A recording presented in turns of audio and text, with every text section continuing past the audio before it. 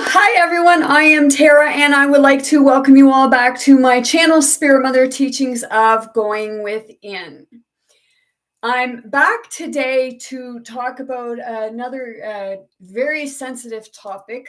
This may be a long video. Well, not maybe. It is going to be because there are some things that I want to bring forward on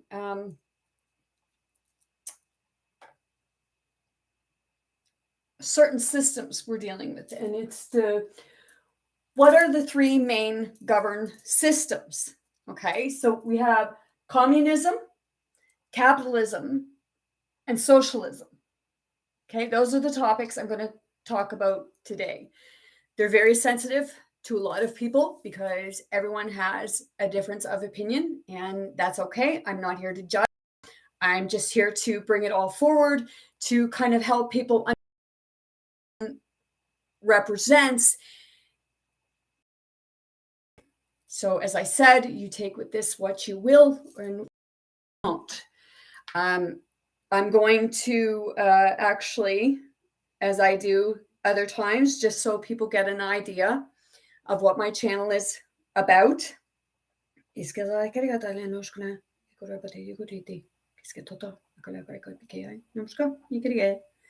Okay. Thank you.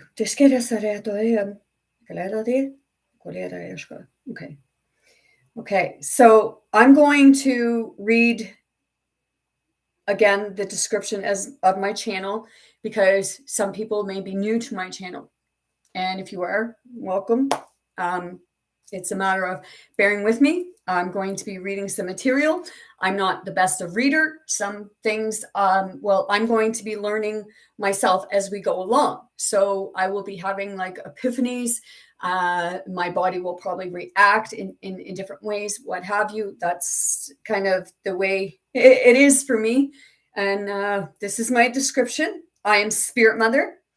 And I'm here to wake people up and see how we've been treating each other and our earth. I am a unique type of spirit guide. I am a psychic, a medium, a channeler, a telepath, and an empath.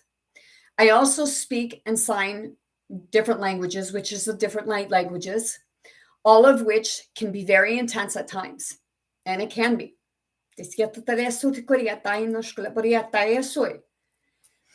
On my channel, I talk about everyday life, the ignorance, greed, the hatred, etc. I do it to get people to look within themselves and how we've been acting in life towards ourselves and others, including animals, wildlife, what have you. Some people may not like what I have to say, whereas others may totally understand. Sometimes I may not come off as a very spiritual person. However, I asked you to look within yourself or look within and see what spirituality really means. It's the enlightenment, waking up to the truth, the good, bad, and the ugly stuff that we don't like to see about ourselves, about the world, and others.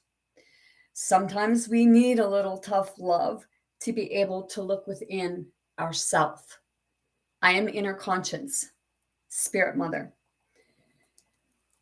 I go through this the same as everyone. Okay?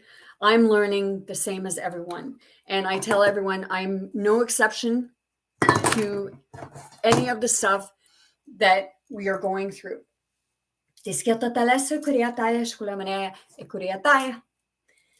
Okay? I have my cards and I'm going to read from them as I do. This one's going to go on the bottom because I already did that one. Okay. Sorry. My cards want to run away on me. Okay. Clear. I don't care if you like what I'm having to say.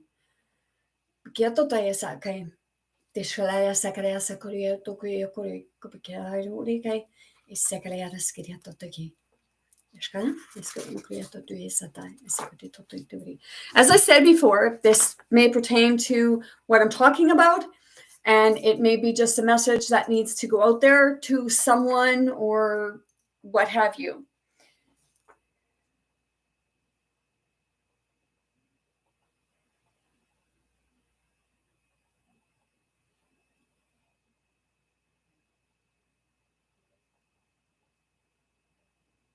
I have no clue.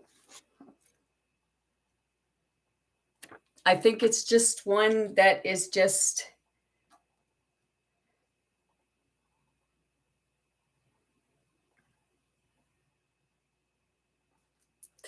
I'm going to look up a word because I don't know what it's meaning. So as I said, okay, it says, if you want to make a song more hummy, add a few tiddly pooms. So meaning of tiddly pooms. No, that's not pooms. Maybe it was a typo.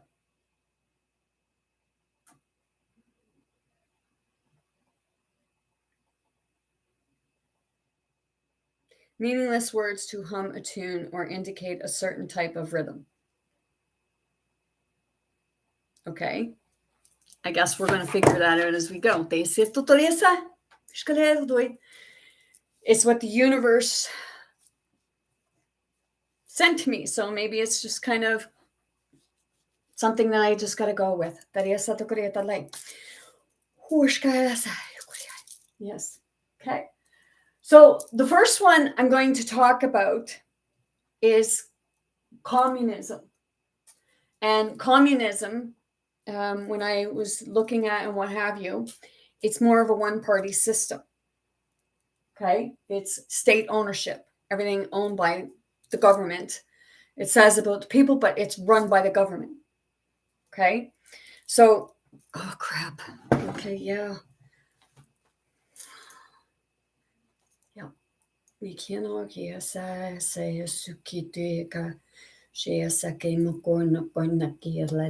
right now it's like interference trying to come in. Just excuse me 1 minute.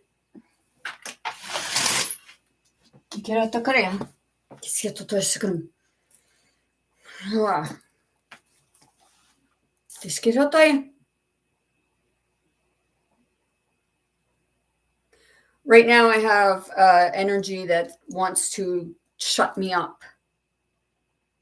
As we all know, we're all dealing with a lot of energy right now, but this is a topic that needs to be talked about, because right now there's a lot of talk about communism and capitalism and socialism. Okay. And a lot of people, they don't want to talk about it because it's more of like it's a taboo, because it's more of do as I say, not as I do. And we're here to be like independent of ourselves, not being told how to walk a certain way, or being put into financial categories or race categories or religion or our mental health, any kind of label. They say, good, you got to wear that label. No, we don't. Take the label off. Okay, because you are not the label. And that's what we go through. Okay? Okay.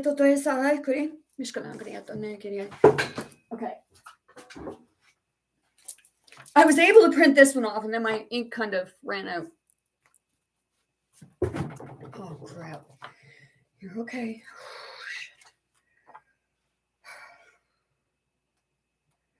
There's a lot of reading material here, and that's why I said it's going to be a while. And if you make it through, that is awesome. But this is something that needs to be done. Okay. This is Wikipedia. Some may say, don't go to Wikipedia. Well, because people can change it. Okay. People can change it. People can change it to lies, or people can change it to truth. It's about using your own discernment and feeling what's true and what's not, because your inner self, the inner feeling, your heart, your whole body will figure out what is right. And if your body almost feels like something's angry because you're bringing it forth and what have you, well, maybe that means that the energy doesn't like what you're saying. It's like people who they call they're said to be whistleblowers. Well, a whistleblower comes forward, what happens? Or somebody brings something forward that another business or what have you doesn't like. Okay, so communism is the one party system, and it's state ownership government. Okay, so it's about hearing everything out, because it's not about, well, it's not about taking sides per se. As where I'm in the middle, because I take the side of the people, the population as a whole, and everyone growing, having healing, abundance, homes available, like homes, things like that. Okay. And I'm going to be honest, like we say about owning our stuff. Like, I own my home. Do you own your home, or does the bank own it? We can say that we own it because we went and got fake money. But you miss payments, what happens? They take that from you. Or if you have property and you don't pay your property taxes and they want to take it from you, they take it from you. I spoke to a gentleman, and he said that he had a cabin, and the government come in and, without him knowing, sold it out from under him. Okay? Det sitter Teresa de Toyan. Jag skulle börja korrigera Korea.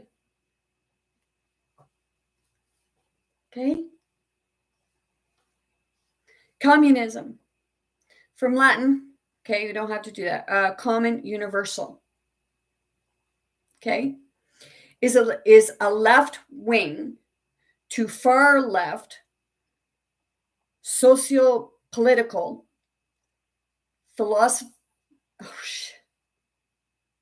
philosophical and economical ideology within the socialist movement, whose goal is to create a communist society, a economic order centered around common ownership of the means of production, distribution, and exchange that allocates products to everyone in the society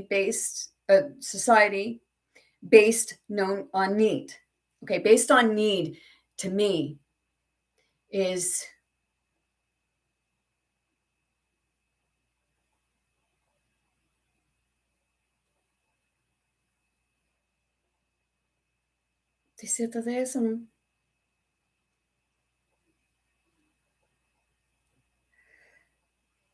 okay, keep reading.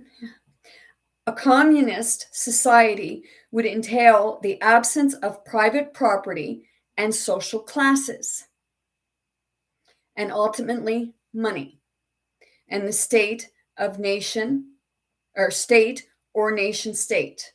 Communists often, so it's like, okay. Communists often seek a voluntary state of self-governance, but disagree on the means to this end. This reflects a distinction between a more libertarian approach of communization, revolutionary spontaneity, and workers' self-management, and a more authoritarian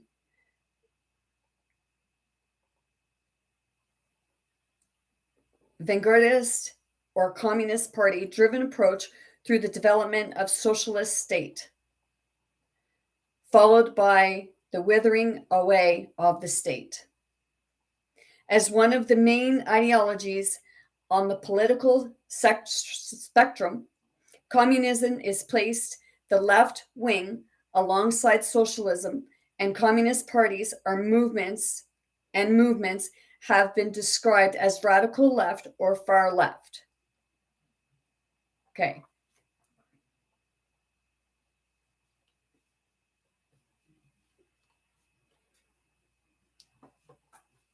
If you like, because I'm going a little slow with this, because like I said, I'm trying to understand it myself, and some may say, well, you should have understood it beforehand.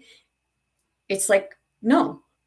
The thing is, because I want to do this with everyone. So that, because what it is, it's everyone working things out together, opposed to individually. Because I'm going to get to it. Okay, because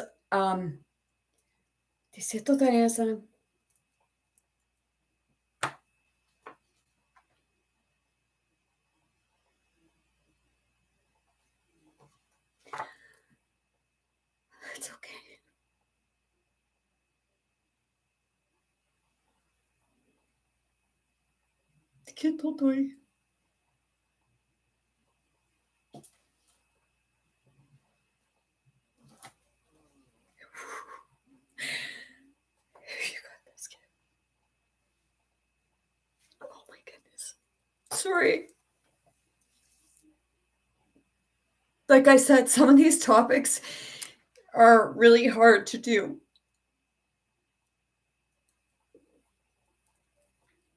Because sometimes it's not like it's aspects of me and it's others, and I'm sorry if it's affecting others. Oh,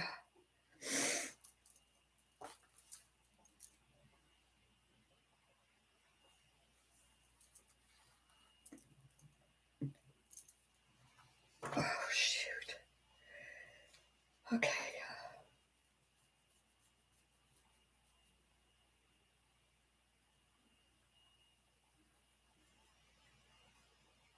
In my opinion, everybody is equal and nothing should be based on certain individuals' needs. Everything should be available to everyone.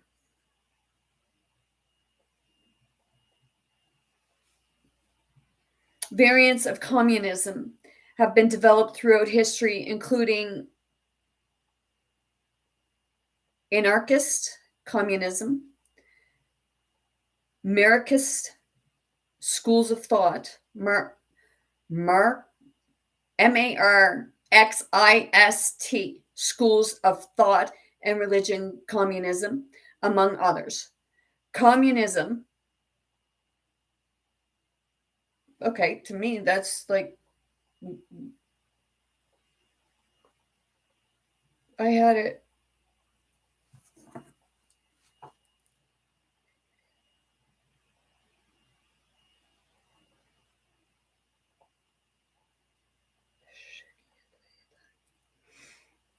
Into this.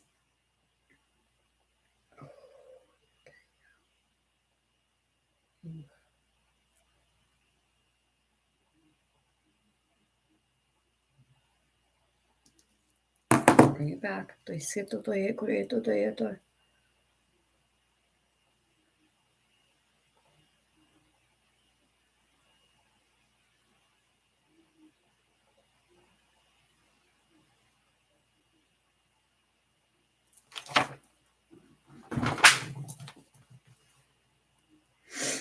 Thank you. Okay.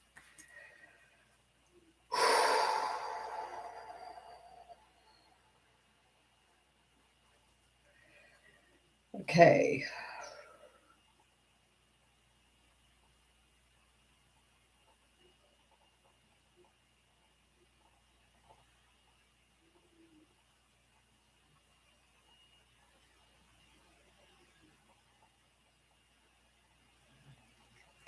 Variants of communism have been developed throughout history, including, like I said,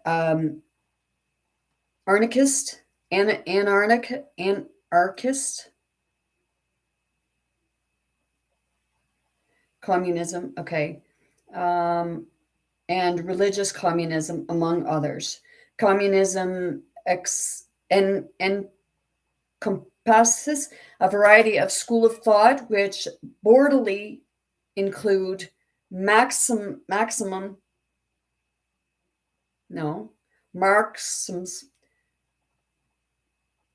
Linearius. Okay, I'm going to go through this, but if you want to understand it a little more, read about communism on Wikipedia. But and libertarian communism, as well as a political ideology, and around those. All of these different ideologies generally share the analysis that the current order of society stems from capitalism, its economic system, and a mode of production. That in which system there are two major social classes, that the relationship between these two classes is exploitive,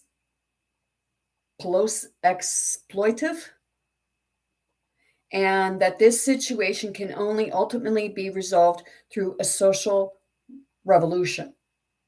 Okay? The two classes are the proletariat, who make up the majority of the population within society and must sell their labor power to survive. Okay. So it's like energy. Okay. Has anyone watched the movie? Don't lose your spot. Okay. Right there. Yeah. Thank you. Has anybody watched the movie In Time? Justin Timberlake. Okay. Because in the movie In Time, okay, what it was you had life. Basically, it was like they said it was kind of like you had 25 years. After 25 years, you were energy. You had to work in the labor force, okay, in order, right now, what's happening, in order to earn your energy.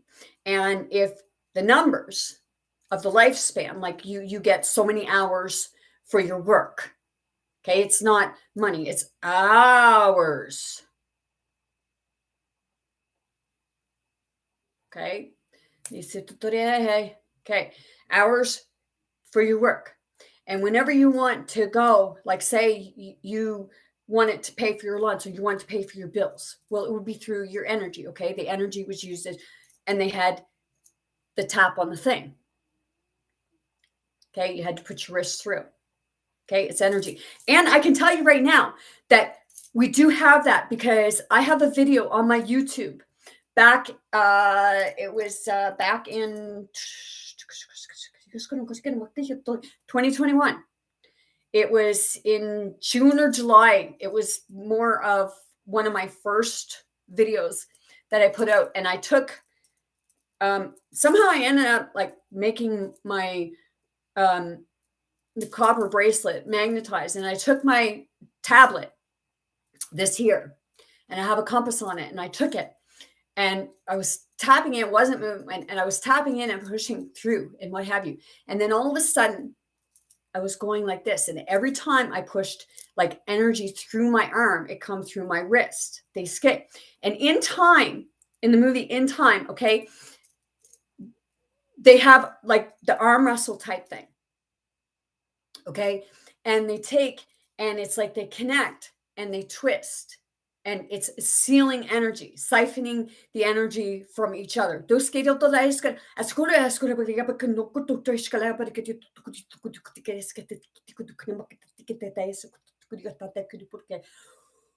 Holy crap.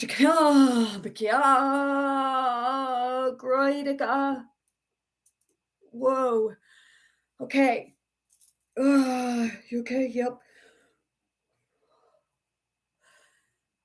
Okay. So when you went from one community to the next, the higher up the community, the more expensive it was to live, like right now. Okay. But if you were in a community that watchers felt you weren't supposed to be there. They'd say, well, how did that person get that time? So they went after him. It was the banks. It had to do with the banks. The big bank. Okay? And this here,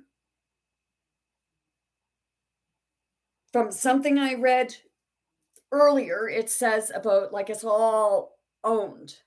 Everything. Owned by the government, the banks, what have you.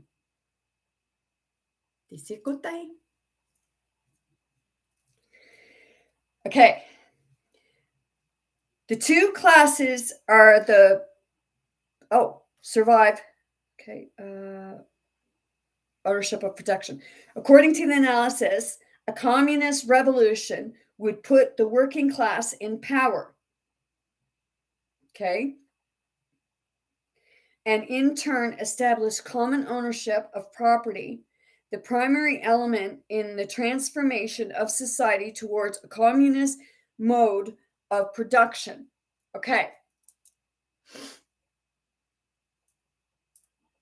This is my opinion and what I'm getting and seeing, okay? Because when you look, okay, there's so much going on out there that, okay, they're saying slave labor, they're saying child labor, okay? People are complaining, oh, my clothes aren't made right because they're made by kids. They're saying that the atmosphere and stuff like that. That to me, okay, you're working. It's a constant working. Okay, I may be what have you, but this is what I get from this. Ownership of the means of production, according to the communists, would put the working class in power and in turn establish common ownership property and the primary element in the transformation of society towards a communist mode of production. Communism is modern form grew out of the socialism movement in the 1900th century Europe, which blamed capitalism for the misery of urban factory workers. Okay, I'm going to say, okay, we have a lot of controversy, okay, and I watched a thing yesterday where one of the political views or somebody in more of a power was saying about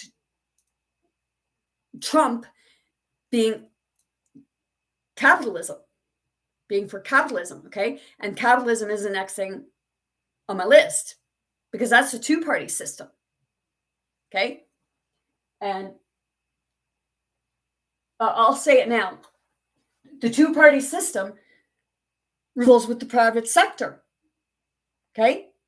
And the private sector, if you look, you find out that it's corporations, it's the businesses, it's the private sector that owns everything. Well, that's what's right now. So we got communism and we got the private sector going on all at the same time. And it's all clashing, and it would be like, okay, you say far left, far right. Okay, so where's the in between? Okay. Now, the socialism is the people. Public ownership. Okay. We have these big businesses. We have big businesses, okay?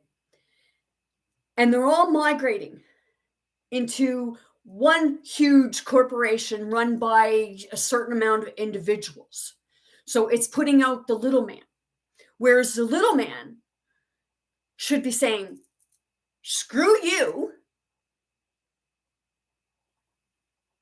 okay? And say, okay, we have the big businesses, right? Taking away from the little guy. Okay? We should be able to have businesses, our small businesses. And then everybody has a choice, because when you go to No Frills, or you go to Sobeys, Loblaws, any place like that, Shoppers Drug Mart, Lawton's, they're all owned by the same. Okay, they may have a different name, but they're owned by the same the same corporation, because it's all about this, and it keeps you working. It keeps you're sick. Okay, when you have individual companies, that's why, like, they're going, okay, and they're offering, sometimes they're offering little companies, because what they're doing is they're saying, hey, you can take this money and accept it and let us buy your business, so that we can shut you down and put our big corporation in place of you. You can take this money, or we're just going to kill your business and you get nothing.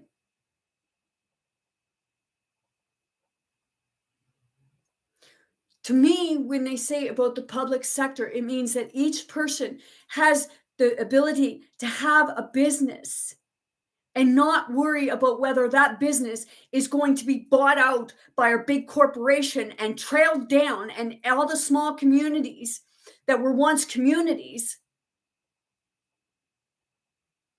these big bullies come in, and that's what they are. They're bullies, and they're actually a coward too, because they hide behind their own facade.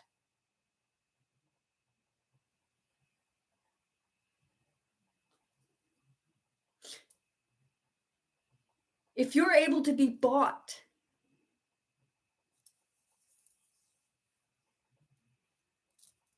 think of it this way.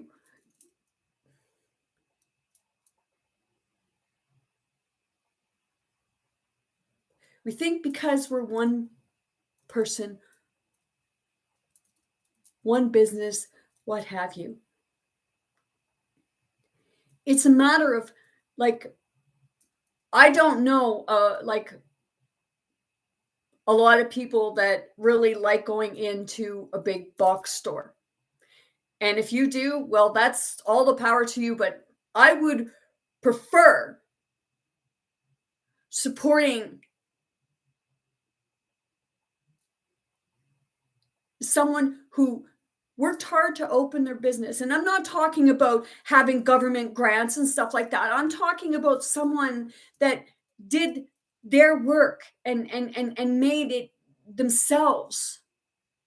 And some may say these big corporations did. No,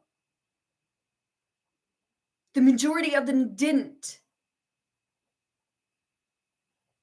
And I know of a place that, and it really irritates me, because I'm going to say it, they see themselves to be religious. They were a small market, and they grew, and then their prices got right out to lunch,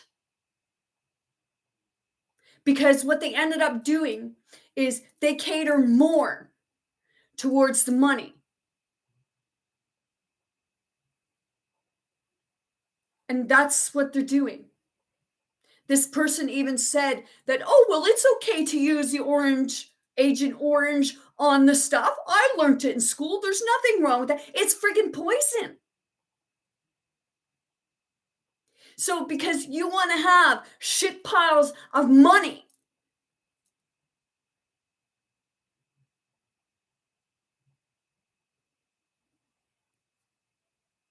you will gouge your own people. You forget where you came from.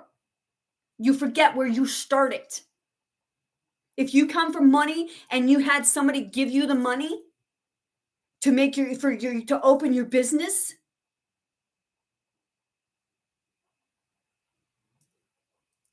sure, it's going to be easier.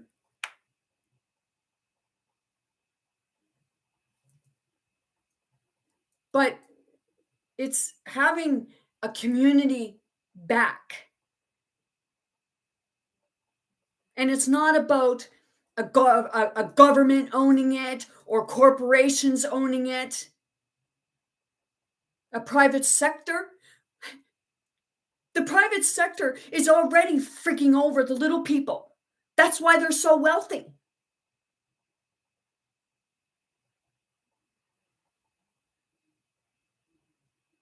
So do I want capital?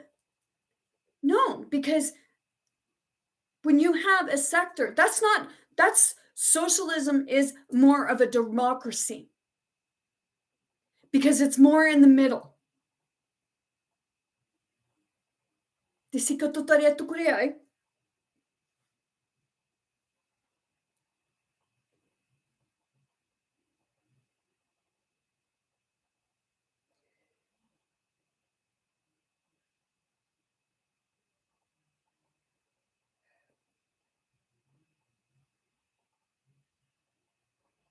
See, I look at a lot of what's happening sometimes, and sometimes I don't even want to look at it because it can be really disgusting sometimes.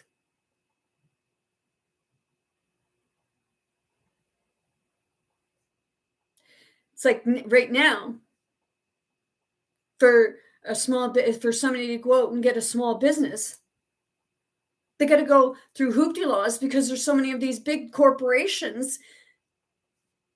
And do you notice, like, they're charging an arm and a leg for stuff. And in a lot of cases, the little guy is better at what they do.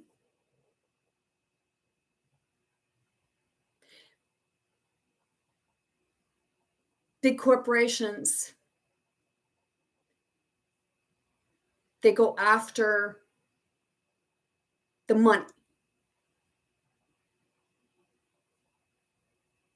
And the small people are their competition. And that's why they want to put us out of business. Small businesses, they want to put you out of business because it's like once upon a time, Belfry Enterprises. Okay, I use that because as I watch it, it becomes more and more enlightening because Belfry, okay, the character for Belfry, okay, she owned a big building, these big houses or these big apartment buildings. And the only people that could live in them was more middle to upper class. Okay. So it was like there's no places for the poor people. Right now, okay, we're in a crisis where homeless people,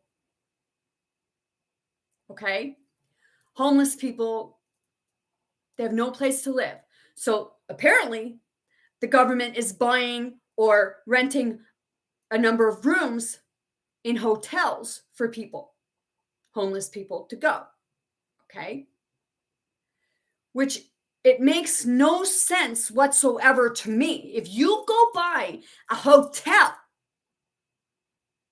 or you'll rent rooms in a hotel, why don't you go to these big building owners and say, hey, we're taking your building because you have apartments for rent? Because if you look, there's shit piles of apartments for rent. And people screaming because they can't afford them. And I watched a thing where these corporations were coming in and buying, and they were only filling like 20% and saying that it was full, but filling 20% of units because they were using it as assets. That's not fair. Why are people with families living in a hotel room where there's not even a kitchen? And I'll tell you right now, a hotel room is not cheap because I stayed in one. And for one room, for a family to, like, for if they have one room and a family living in one room. You're like to rent a hotel room, you're looking at probably between 1,500 to 2,000 a month. What kind of deal they're getting there, I don't know. But if they can do that, if our government can do that, then why are they not going in to these? Like I said, there's so many buildings that are going up. Why are homeless people living in hotel rooms? Everybody crammed into one. Do they deserve a yard? They deserve a kitchen? Because most hotel rooms, you're not even allowed a hot plate in there.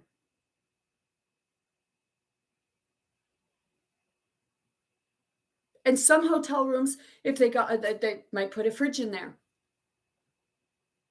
but they're tiny ones.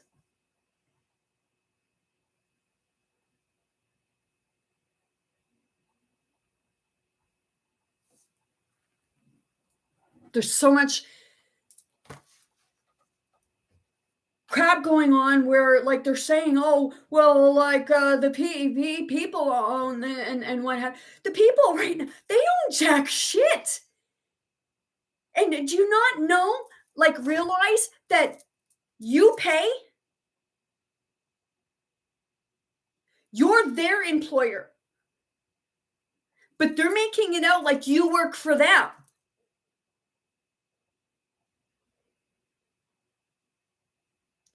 And some may not agree.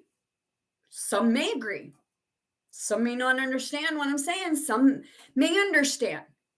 It's about opening your heart and seeing that we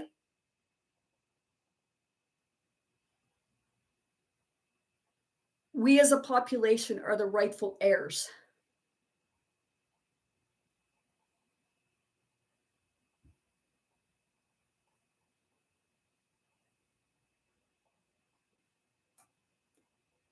And everything right now has been built on corruption. Whether you look at capitalism or you look at communism, it's like a sublime to the ridiculous. And how do you go is say that, like, okay, like, why would socialism lead to a capitalism? Why can't it just working together? Because if everything was done fairly, then nobody would be homeless. Nobody would be starving. And I'm not talking about their fake food of genetically modified and stuff like that, so that they control what grows and what doesn't. Oh, here, you got to buy our seeds if you want to grow food. So they're making a lot of stuff seedless. Well, nothing was ever seedless.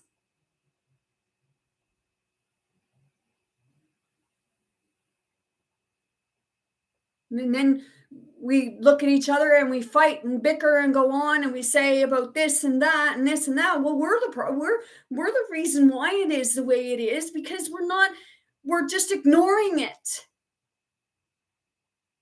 We want to complain about it, but we want to ignore it. No, I'm not just speaking for myself, because I know of other people that feel the same way.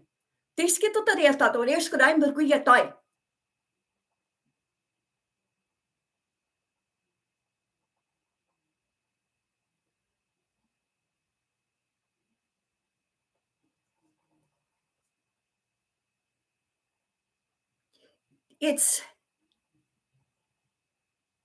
ego bait. Okay, like, you see, I'm going to say it because I don't care. You see Trump, okay, and when he's at the podium, and I've seen things of it, he's at the podium. He's like, Oh, which is my best side. Yes. Get the corruption.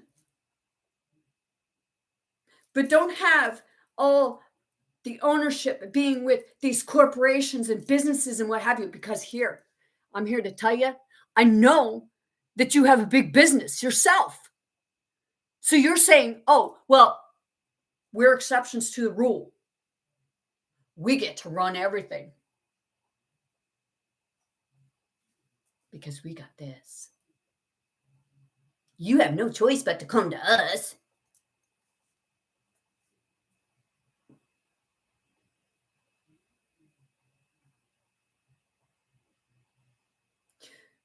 I had somebody tell me, and like farmers, there's no recourse for a farmer. A farmer can destroy land, even neighbors' land, contaminate their well, and there's not a freaking thing that you can do about it unless you go out and get bees. Where I lived before I came here, well, I was living in the city and then I came here, but before that, I was living in the country. Brand new home, brand new well, which I couldn't understand why the people that were digging our well, putting in our well, and putting in our septic tank. Okay, instead of putting a well by a brook and then the septic tank by farmland, they put the well next to the farmland and the septic next to the river. Little ass backwards, is it not? So what ended up happening? The farmer across the road took and put their friggin' silage right close to our well.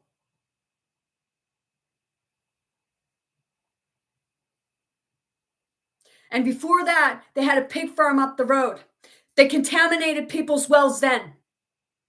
The people pushed him out. He only went up the road, but he still owns that place. He's just not doing so much of pigs anymore, I don't think. But he's still doing it, and he's doing cattle and everything. So he contaminated people's wells up the road, and there was no recourse for the people.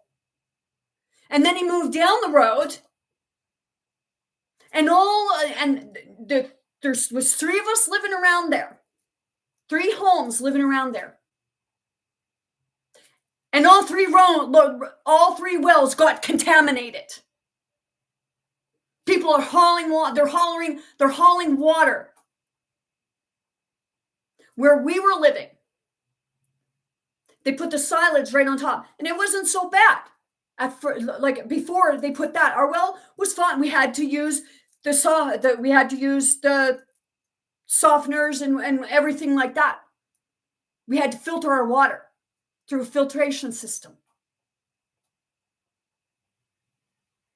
But he literally, the farmer across the road, when we moved out there, the woman that bought it, the farmer put the silage right there. And now she's trying to sue the farmer, which I hope she wins. And I believe that everyone else around there that had their well contaminated, because his field is on a hill, so all the stuff comes down into the wells. And from my understanding, there's an artesian well over in the field. And I thought they were protected.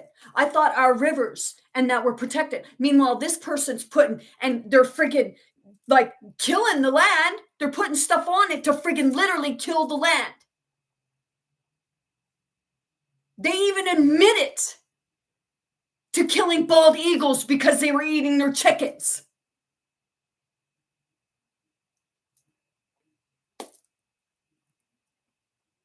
It got reported. Whether anything got done about it, we don't think so. Because there was always 3 or 4 eagles around. And then all of a sudden they disappeared. And the person said that they had done it. We're getting all this chemical shit. And there's no protection for the people. So how is the government working for us right now? I see pennies being thrown out, little pieces, and I see a lot of lip service because it's like having a doll on puppet strings. You got to say what we tell you.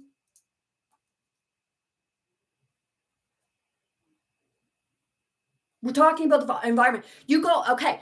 Oh, where I'm from, do you know what they're putting on the fields? Human shit.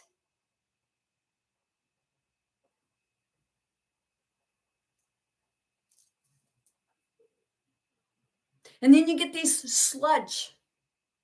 You talk about a stench. But we're being charged carbon tax. We're not the ones putting the toxic stuff on the fields because it all this toxic crap that they put, it don't need it. And these are parts of the government, and it's not it's the people. It's taking the power from the people.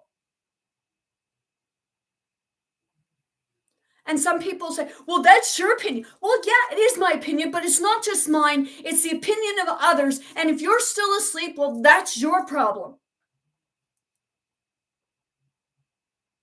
If you want to think that it's okay, because, oh, it's the bugs, you're eating freaking bugs already.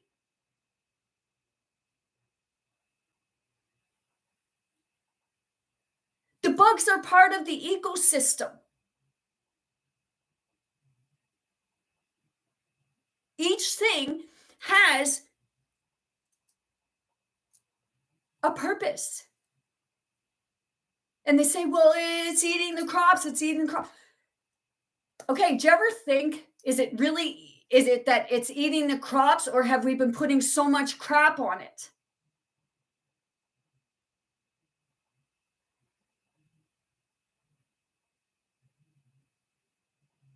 See, if we weren't putting the crap on it, the proper ecosystem that was in there would be keeping everything where it was supposed to be, the balance. And right now, there's so much that it's there, like things are being like sprayed in the yards and everything like that. Oh, we got to kill the bugs, got to kill the bugs. Bugs are a very important part of the ecosystem. So when we're told all this stuff about things being pests,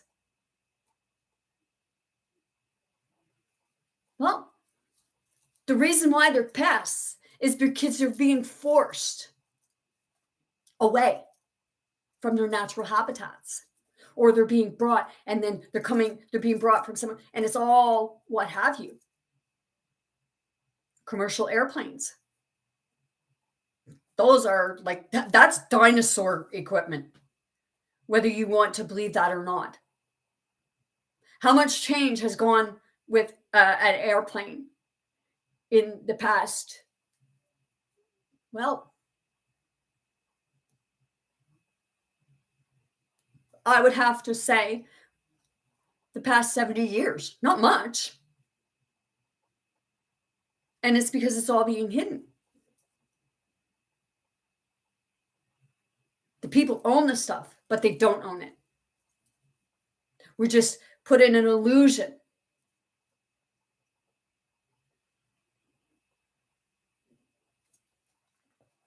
Okay.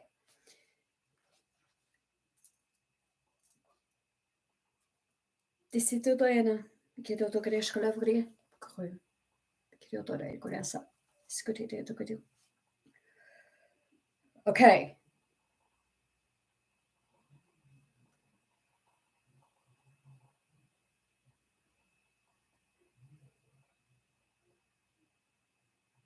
Communism in its modern form grew out of the socialism movement in the 1900th century. Europe was blamed capitalism for the misery of urban factory workers. In the 20th century, several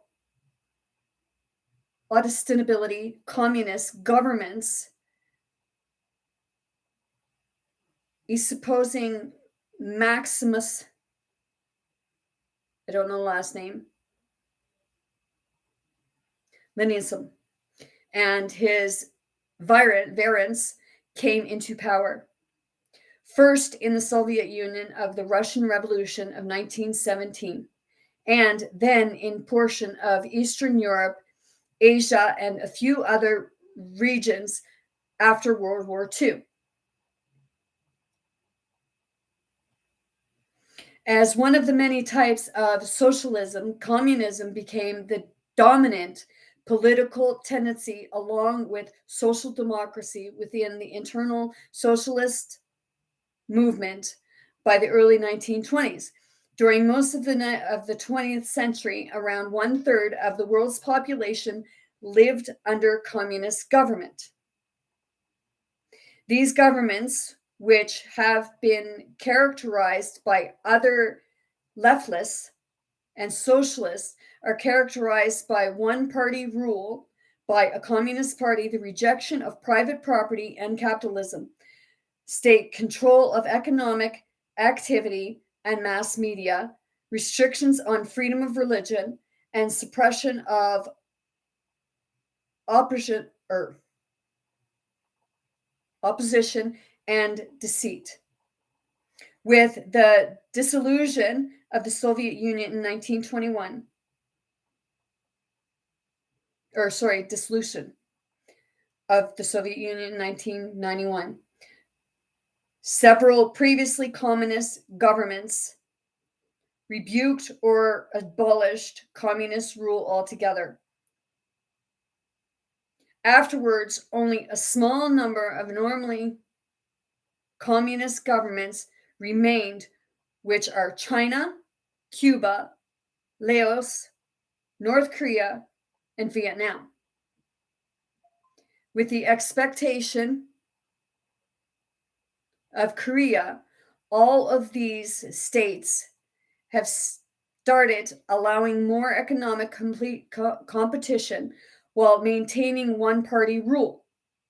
The decline of communism in the late 20th century has been attributed to the inherent inefficiencies of communist economics and the general dread of communist governments towards authoritarianism and bureaucracy. While the emergency of the Soviet Union has the world's first nominally communist state led to communism widespread association with the Soviet economic model. Several scholars post that in presence the model functioned as a form of state capitalism. Public memory of the 20th century communist states has been described as a battleground between the anti-communist political left and the anti-communist political right.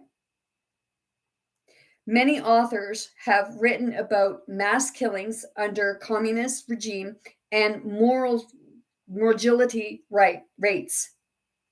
rates, such as excess mortality in the Soviet Union under Joseph Stalin, which remain controversial, polarized, and debated topics in academic, historiographic, and politicals when discussing communism and the legacy of communist states. Okay, well, I'm going to say it. Like, we say Canada is the land of the free, okay? But when you're being told that you need to go get something in order to work, in order to travel, you weren't even allowed to go see family because family would say, well, I don't want you here unless you got this. What? What is wrong with that picture? Because like I said, to me, that's That's blackmail, that's bullying, that's taking your rights away from you. So how is it a capitalism or how is it a communism? It's like you're going to do as we say. I'm not saying for like so I'm not saying go out there and beat the crap out of people. Don't touch people. We're supposed to be making peace, not war. And peace is the people coming together and settling their differences and working with one another, not cutthroat. Because if you have a good product, it won't matter who you are. People will come to you, but it's too much of that. I'm going to cut it. It's too much cutthroat. Well, I'm going to cut you down to size. Like we want all the money. You can't have none. You work for us, not the other way around. Well, they work for us. But why are we the ones with chains on? And you may say, oh, I ain't got no chain. No? Well, that's how you feel.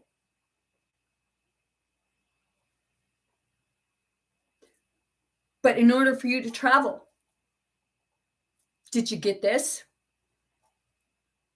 Some people waited. But are you one of those people that got that?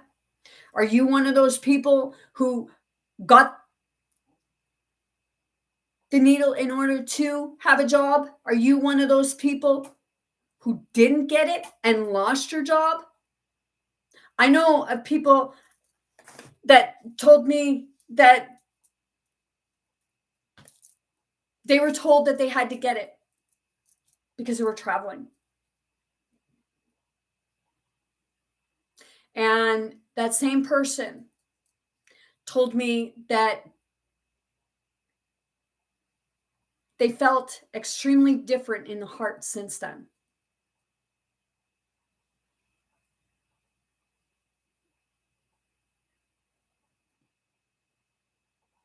And I'm going to be honest, I can totally relate to that because I got one of them.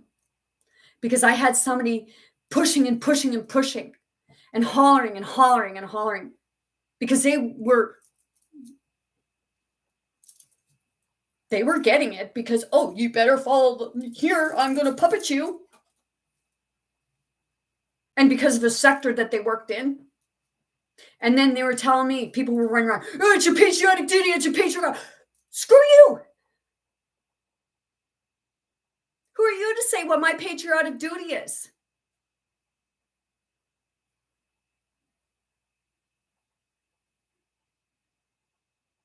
Just because you want to walk in a straight line with your arms going a certain way, you're not allowed to walk like this. Gosh forbid. I'm going to tell you, it's okay to stand out. Because when you're standing out, you're being authentic, and that is very powerful. And I'm not saying in an authentic way of hurting people. It's about, we need to bring back our small businesses and say, hey, like everybody, like instead of complaining about stuff, why not do something about it?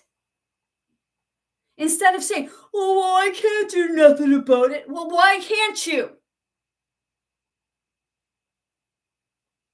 It's your choice if you buy that stuff or you shop at that store, even if it's this way or that way. They go and they say about these loyalty cards. Oh, do you have a loyalty card? I tell them no because I'm not loyal to any of them.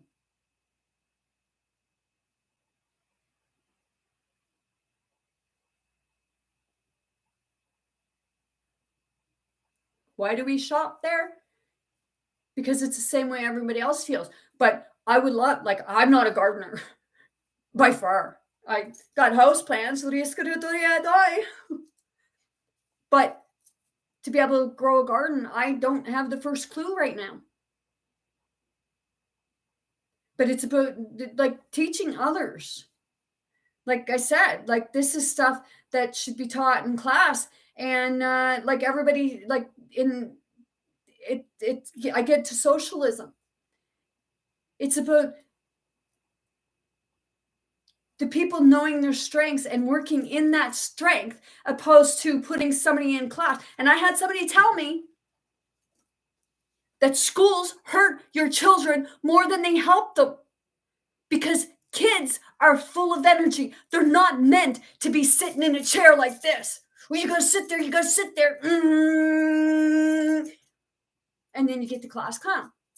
And then their parents are called and say, oh, your kid's ADHD. You gotta do something about it because they're destructive in the class. I'm gonna do it. Rotate a bit.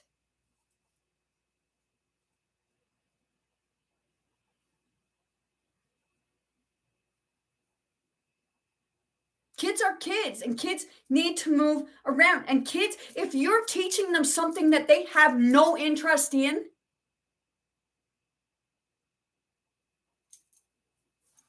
they ain't gonna pay no mind to you.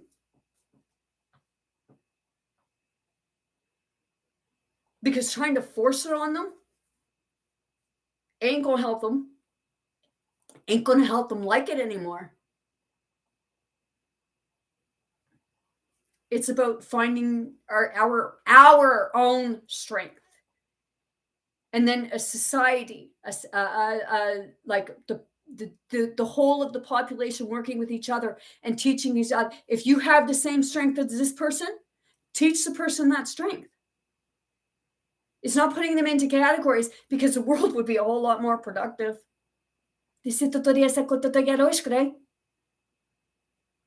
Socializing people. This here. Oh my God.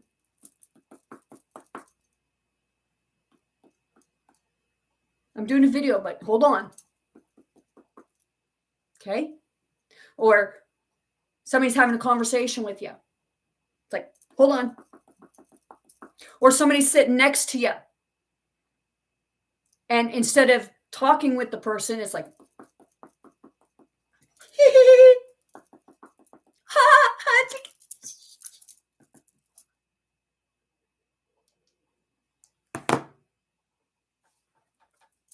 a lot of people notice that nobody knows how to socialize anymore. And that's why our energy is like so angry sometimes. And people say, well, I'm not feeling like, oh, you're talking about, I'm not feeling nothing different. Are you having trouble sleeping? Is your body going through certain pains? Are you having really messed up, vivid dreams? That it feels like you're there? That you're experiencing it?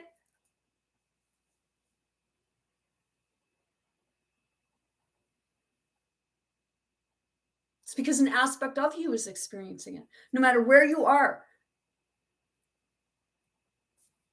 no matter where it's happening, you're experiencing it. Like people were experiencing the energy of the fear and the pain, the suffering, and the anger and hostility and stuff like that in floods. But people were coming together. And I guess the most recent thing was the thing in Israel, and people are feeling stuff all over the country. But it's a matter of, instead of getting angry, why not come together?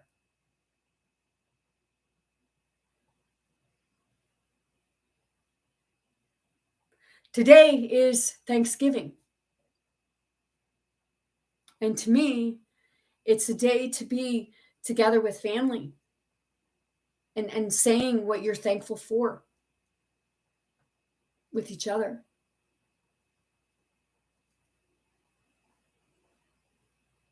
I'm thankful for my dad to be my dad. I'm thankful for the earth. I'm thankful for the trees. I'm thankful for the food that I have. I'm thankful for my health. I'm thankful I have a home. I'm thankful that I have a family because some people don't have this day to share with others.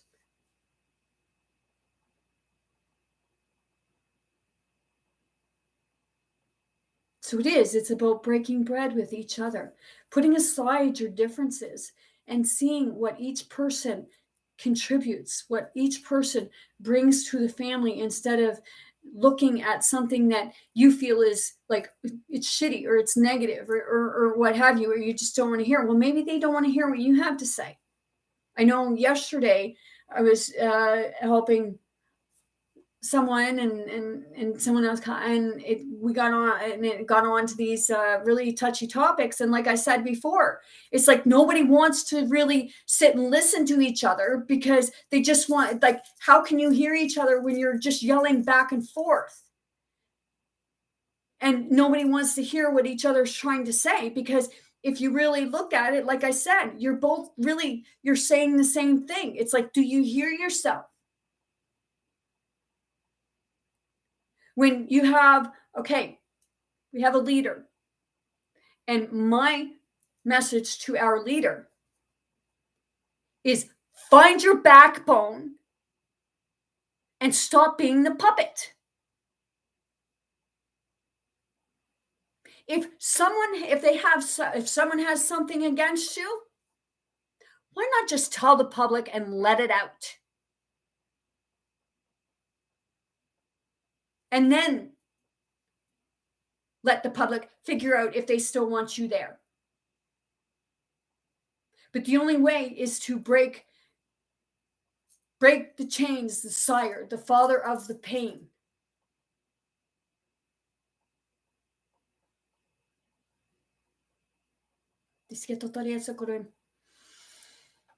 Clearing, yeah.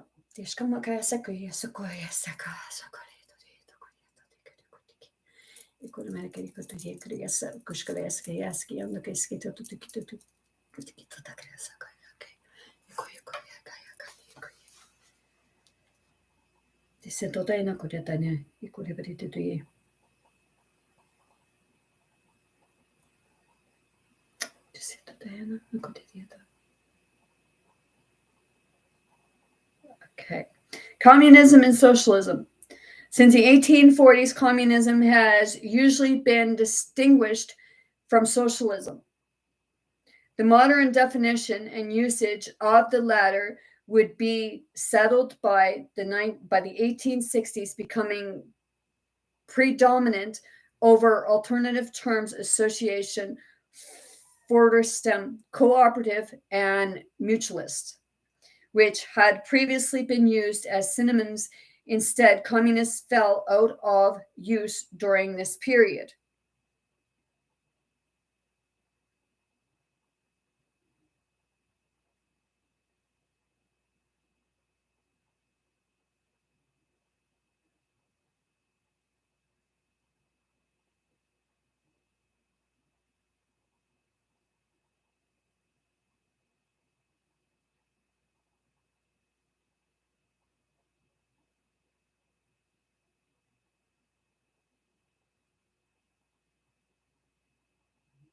I read another article, another thing, and I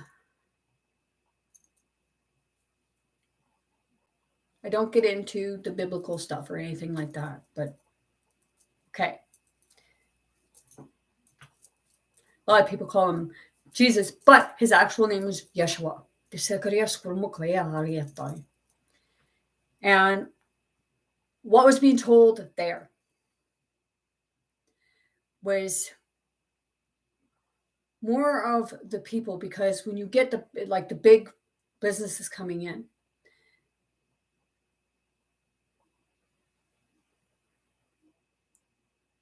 people can be brought to their knees by a corporation. And that's a sad part.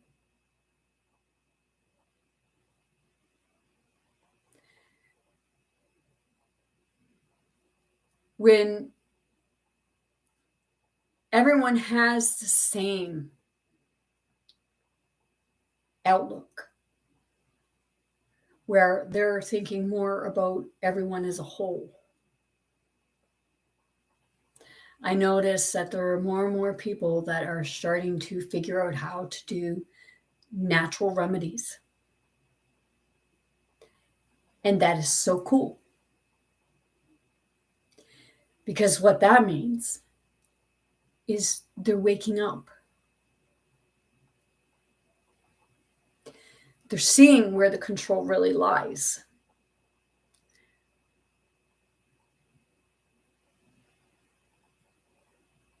And in my opinion, the private sector of the corporations and the businesses, because, okay, they say, well, you can buy stock. Okay.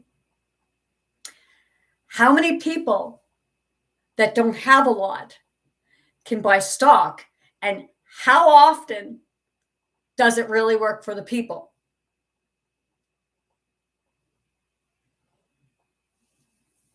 It doesn't. So that's another part, like looking at like what works for the people and bringing community back. Works for the people. I read, and it's true, like,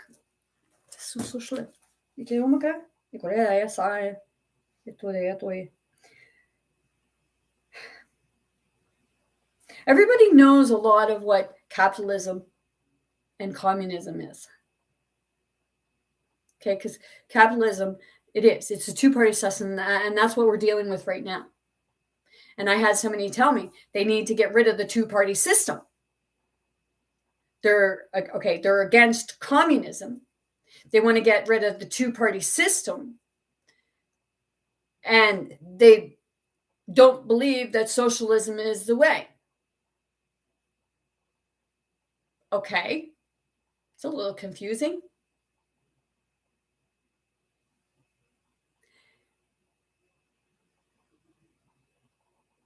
Because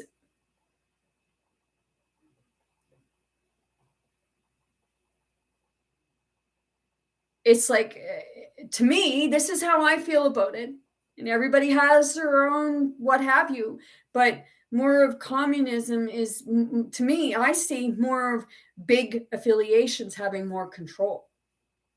Because it says, like, you get what you put out. You have a life of what you put out. Socialism is more of where everything is equal, and capitalism is more of basically you, like, it's like, where do the people fit in? Where do the people own the stuff? Like I said, you don't own your house anyways, but we say we do. But like, Ray and everybody knows, like right now, they could come and they have done it.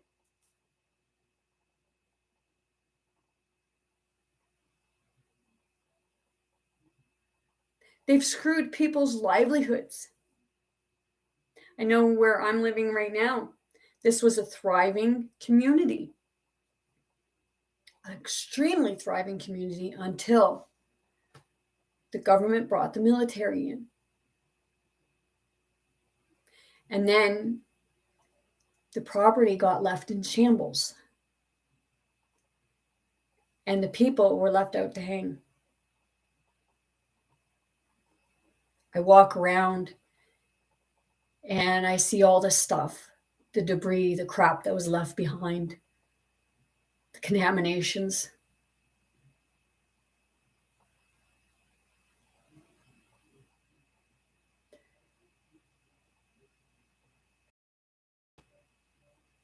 It's like you hear people say that you have to have war to make peace. No, you don't.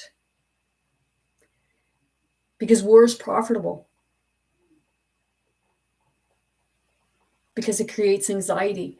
And when it creates anxiety, people just want to buy, consume. How many of you have been depressed before and you went to food for comfort? Raise your hand. alcohol or drugs, some even sex, because you were looking for something.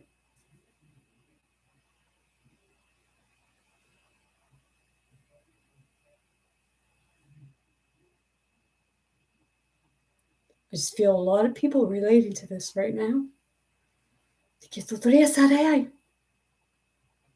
And that doesn't make you a bad person.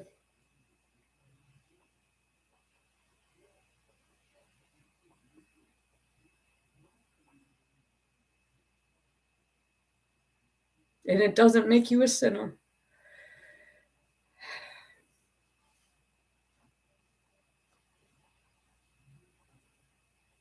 It's someone who's trying to find their way. And they just got lost. And they don't know how. And they feel like they're left in the dark. But we're here to pull you out. Just get the Monica Totoyai. Eso koyas aga. Le totoria to koy me creatare ese totoyete gay. Crying.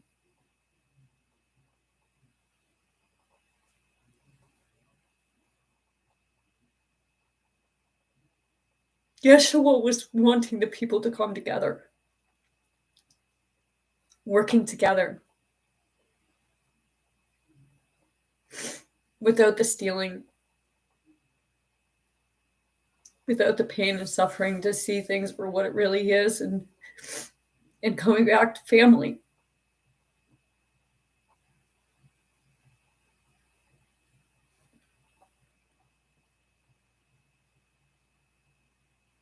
Because when you have love for your family, that's a strength.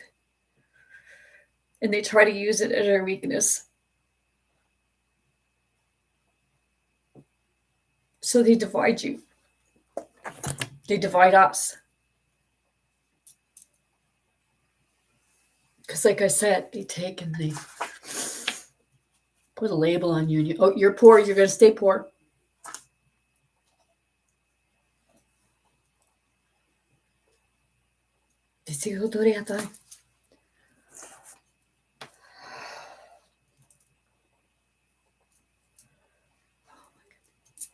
Yeah.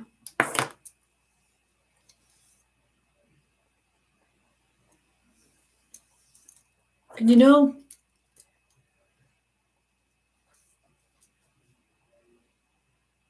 I really don't care how much book smarts I have.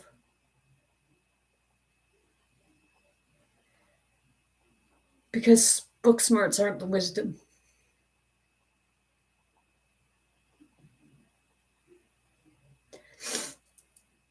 I'd much rather have wisdom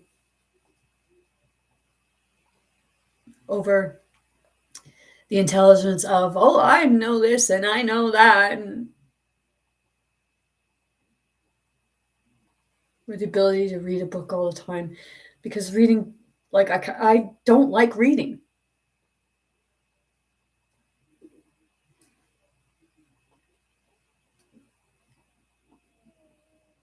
We all have natural abilities and strengths.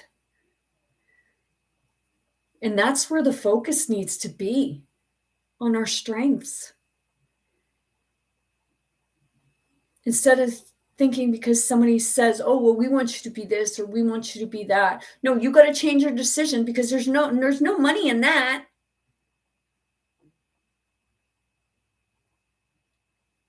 From what I understood and know someone, and I was told that they wanted to be a carpenter. But that wasn't good enough for one of their parents. No, you got to go into blood working. You got to do this. You got to make lots of money. You got to make lots of money.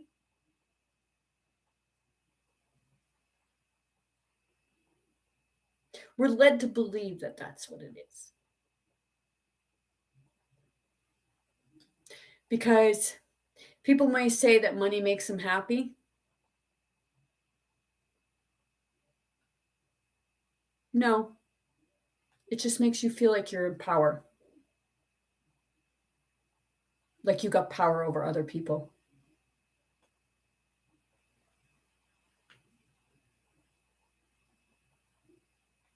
I'm not saying all rich people are like that. There are people that have lots of money that share with others and they don't ask for it back through government. You got these big people. Oh, I made a donation. I made a donation of this much money. I made a donation of this much money and that much money. Yeah? Didn't you get it back from the government? So you made no donation.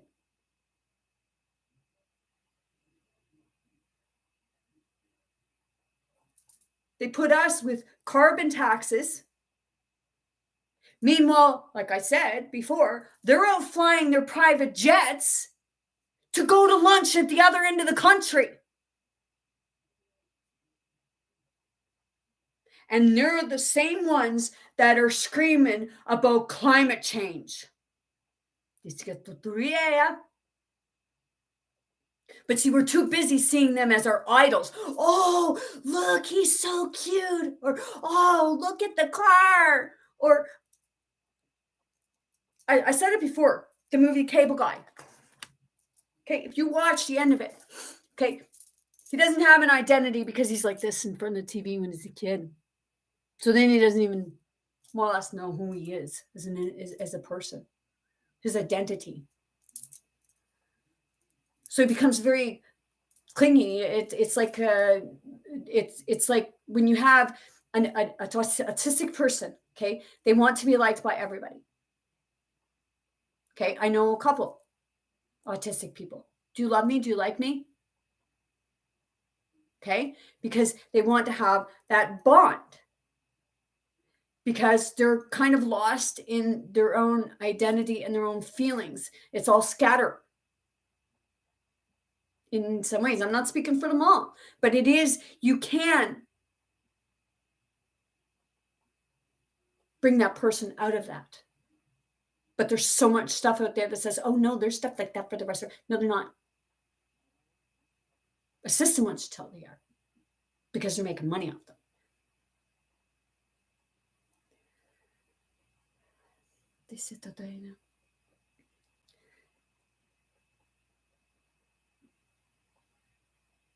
When, yeah.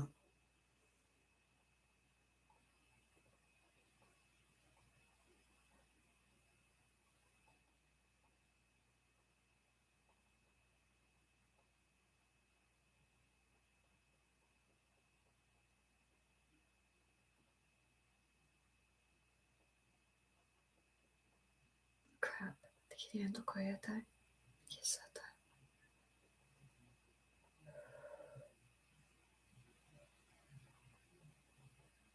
Ja, ikään kuin millä tulee tarjassa creato mikä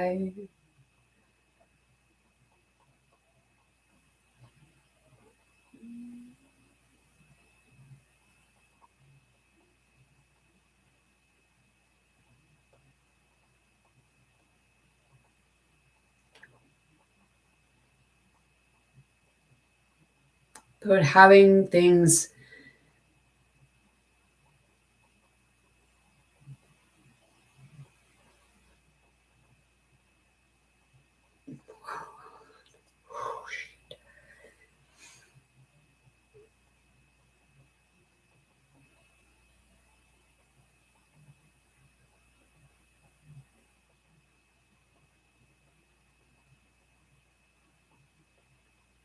well, anyways, it's where like people want to be accepted. People want to be heard, but in some aspects they don't want to hear each other.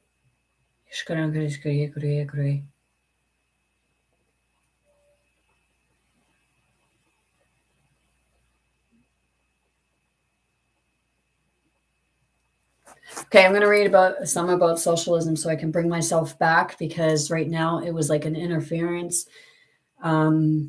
Because like I said, like it's the connection and there's all kinds of energies swirling around right now, and it's like a head spin, and it kind of puts you at a state of just kind of there but not there. It's almost like there's something that just happened in the world, and it kind of, well, not kind of, it went different. In socialism is a political philosophy and movement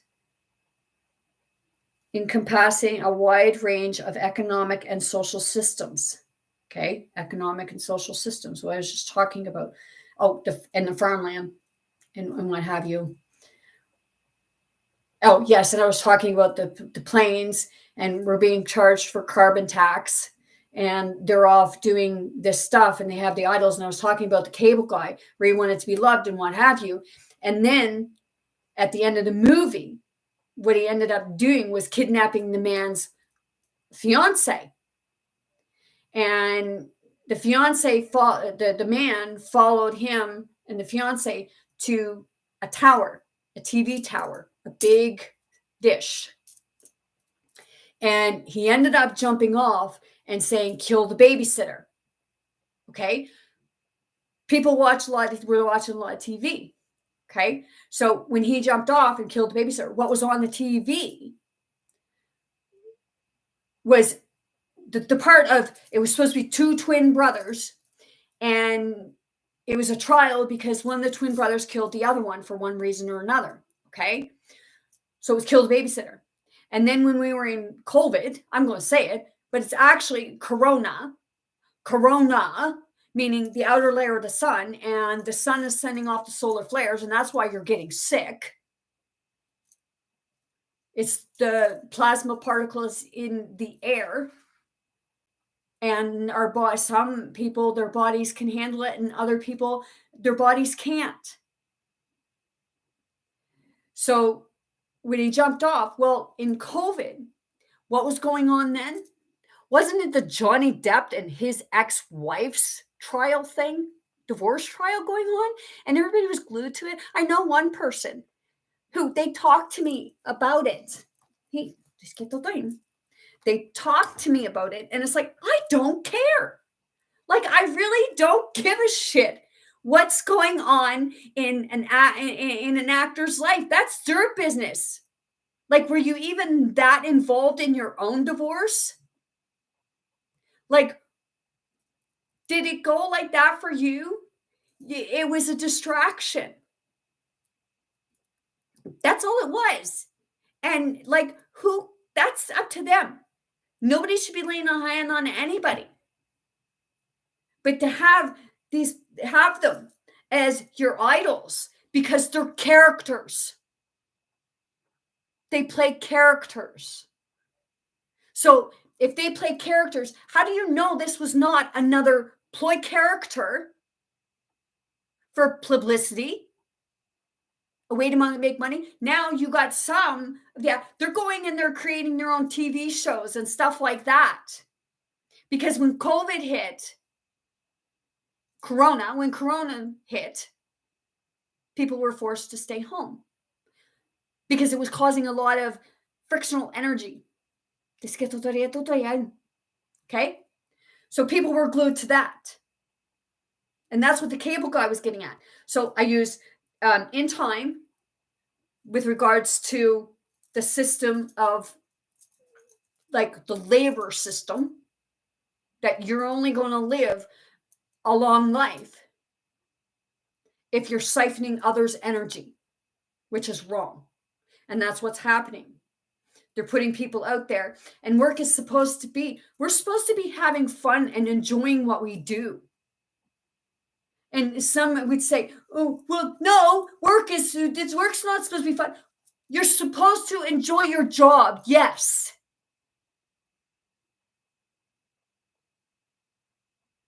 I had someone before say about, like, I said about a job for somebody at $25 an hour. Oh, well, that person will work for $25 an hour. But you expect people to go to work at that time for $10 an hour, but that person wouldn't work for $25 an hour, but you expect somebody to go flip your burgers and make your French fries for $10 an hour. Take the shit and abuse that they take. To be treated like crap. Not only by some bosses, but by you, because, oh, your burger wasn't made right. But when you look at advertisements, okay, and I said before, like I really love, I don't bother with them, to go into McDonald's or one of these fast food restaurants and say, take in their ad and show them, like, say, hey, like, look at the picture and look at the picture, look at my burger, huh? Well, I'm paying for this, what I see in the picture. I'm not paying for this. You're paying for the picture. The illusion. It's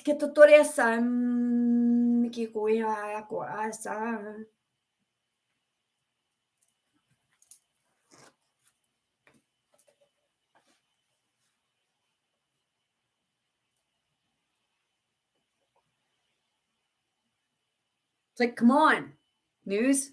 Why don't you show good things that are really, I think, good things that are happening in the world? And government,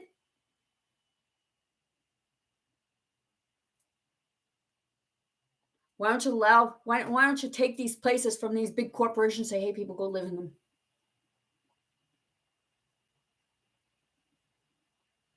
It's like, give back to the people what you took illegally. Because anything you say that we took, it was illegal, but it was our own money. It was houses that we paid 10 times over. Here, would you like the food that I ate yesterday? Would you prefer I barf it up or I crap it out? You paid for it, but you take it back. Oh, wait, you take that back when you spread human shit on food fields.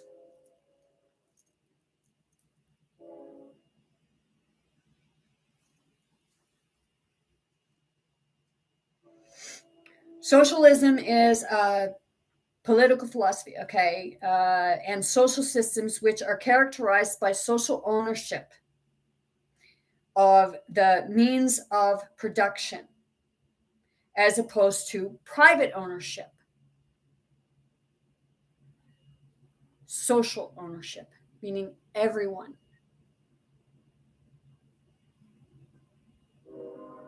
And it's true, when you enjoy what you're doing,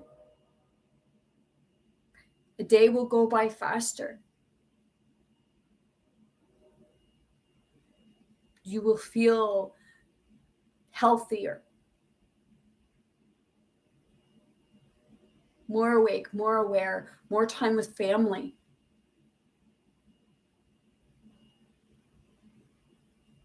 Creating your own business, because it's not a matter of building an empire.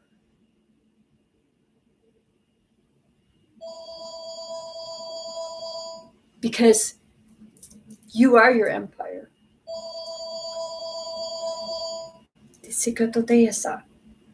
Okay? So, like when Yeshua said, they can tear me down, but I will rebuild my temple. This is your temple.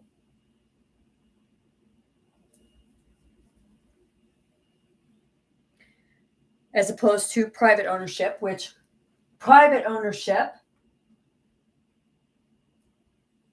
it's more in the capitalism.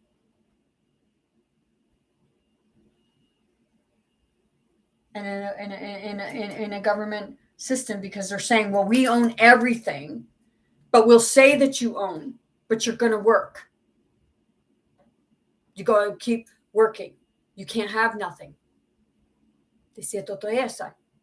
To me, those two ways, they're not there.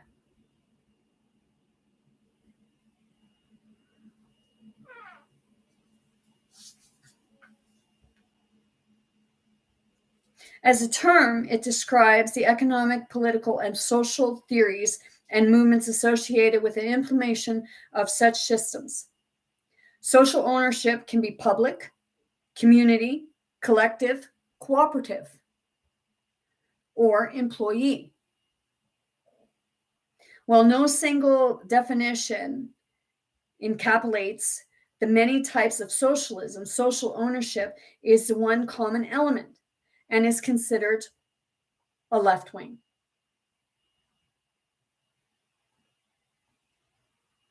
Different types of socialism vary based on the role of markets and planning in resources, allocation on the structures and management in organizations, and from below or from above approaches. As above, so below. They say today, as above, so below. They say, cara, no, yeah. Isn't that what we're being told? As above, so below. They say que tudo é today. Escolher. Diz que tudo é aí. And feel it here.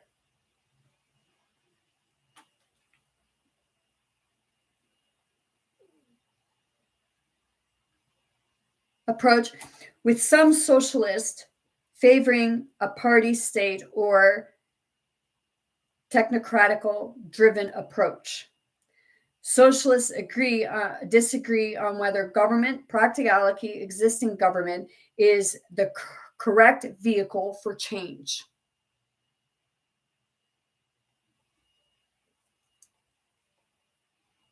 Okay, we've been going through this for centuries, millenniums. If you look, you will find that things have been like it's reform. But it's, don't we see that stuff is old and it's not working?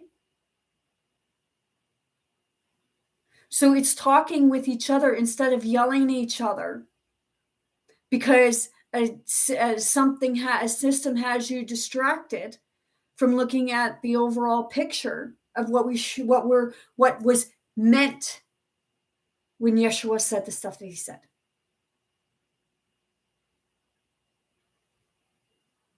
Because many of them have said the same thing.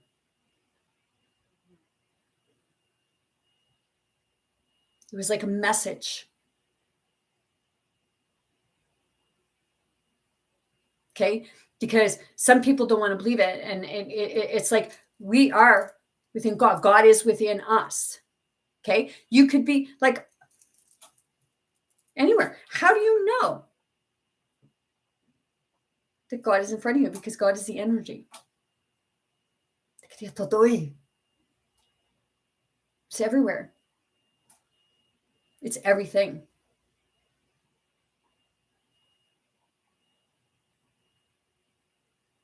And we hold energy.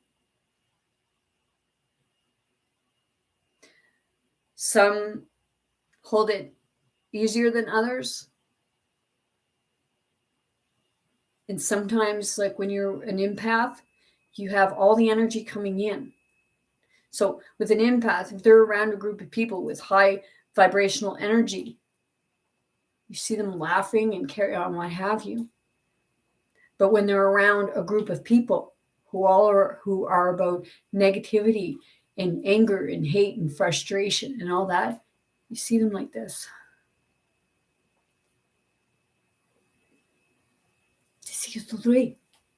Or they start getting frustrated themselves. That's why we spend a lot of time by ourselves.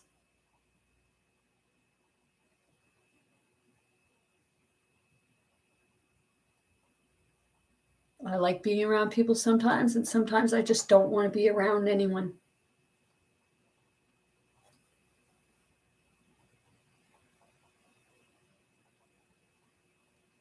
Well, no single definition. Okay, common element, and is considered left wing. Different types of socialism vary based on the rule of markets and planning in resource.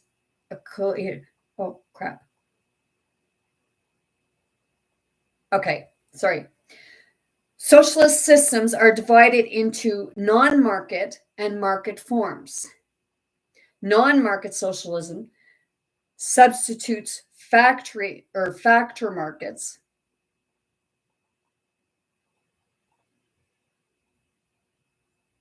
Substitutes factor markets and often money with integrated economical planning and engineering or technology criteria based on calculations performed in kind, thereby producing a different economic mix that functions according to different economic laws and dynamics than those of capitalism. A non-market socialist system seeks to eliminate the perceived inefficiency, irrationalities, unpredictability, and crisis. The socialists traditionally associated with capital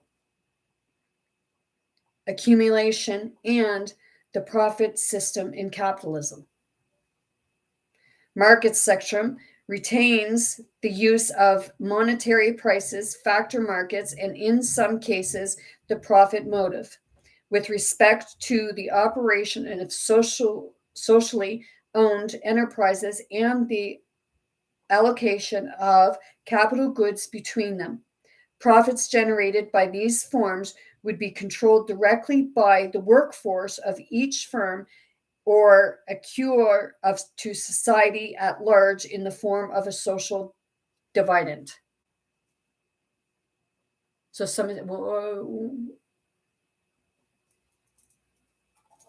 because when you have people doing the things that they enjoy, everything, it's fair. What you put out, we get back. Okay? And when everyone is working together, it is an even. And right now, the two systems that are like the systems that are fighting against,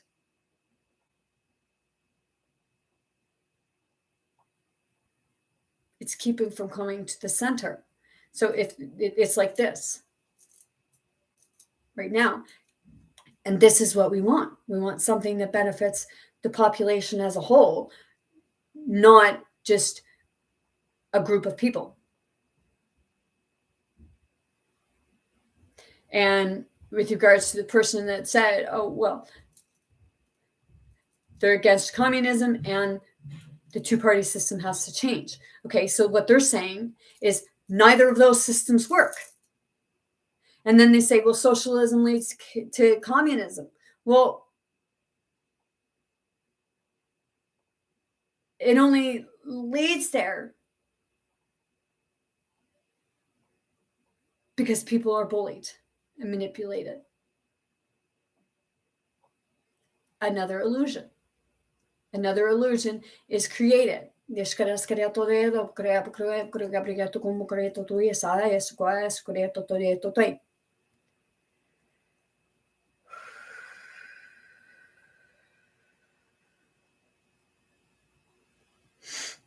Market socialism divided. Okay. Socialist parties and ideas remain a political force with varying degrees of power and influence on all continents, heeding national governments in many countries around the world. Socialist politics have been both internationalized and nationalized, organized through political parties and opposed to party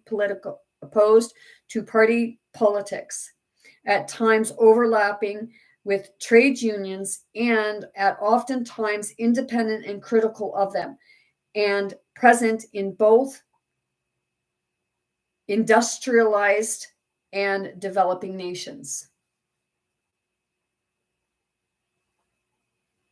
Social democracy, oriented within the socialist movement, supporting economic and social interventions to promote social justice. Okay. We used to have a system where you were able to do a citizen's arrest. But you're not allowed to do that no more because they say it's dangerous. Okay. The way I look at it, okay, if somebody is willing to do a citizen's arrest and are okay and know all of the stuff of possibilities of what could happen, what have you, then that's up to them.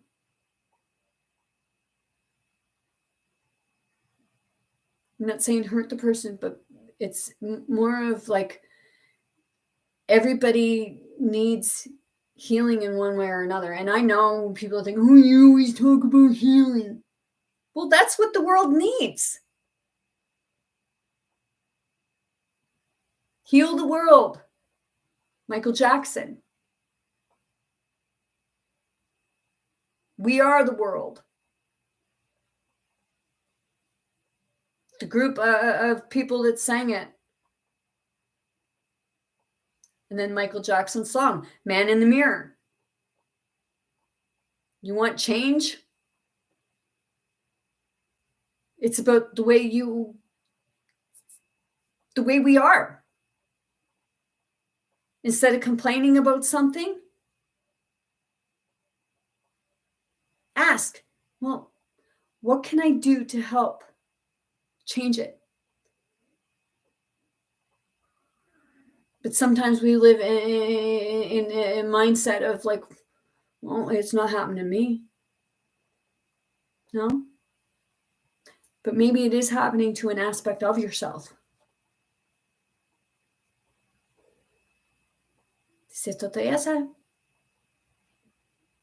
Because there are many versions of ourselves. Because like I said before, every time we want to go one way and we decide not to, we've already gone that way.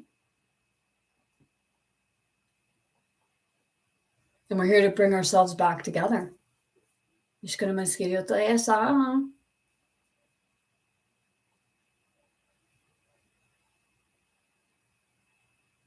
And so I said, like, some of us to like try to run from our problems or for comfort because we're stressed, depressed, full of anxiety. Some of us even feel so on ourselves that some are even taking their own lives. And people are, oh, well, it's like, what? Yeah, I just got somebody say if they want to do it, that's up to them. Well, is it that they really want to do it or they feel that that's the only way?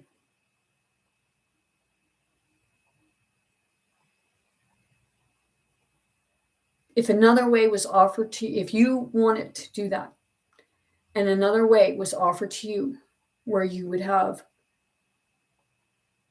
healing and a happier life, would you want it? Well, there you go. Someone just said, well, yeah. Well, there you go. That's why you have people that want to save you. But the thing is, people can't save. We can help them see the good parts of them instead of being focused on parts that's been drilled in their head, saying you're like things of people or systems or what have you that said, oh, well, you're nothing, you're whatever, but you are something. And it's finding your potential because you are good at something. And this is what socialism is going, it says, like, it's fine. When I get down further, it's finding what someone is good at. So in order to find out what they are good at, it's observing.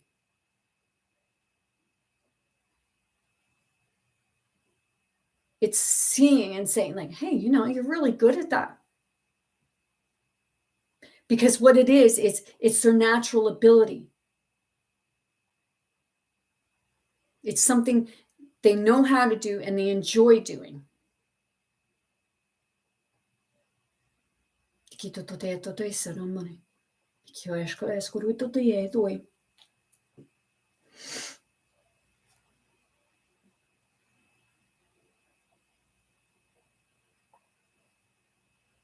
Social parties give ideas, remain in public. Nationalist organized present. Okay. Social democracy. Okay, social democracy originated within the socialist movement, supporting economic and social inventions and to promote social justice, while retaining socialism as a long-term goal. Since the past war period, socialism came to embrace a mixed economy based on Communisim it's KEYNES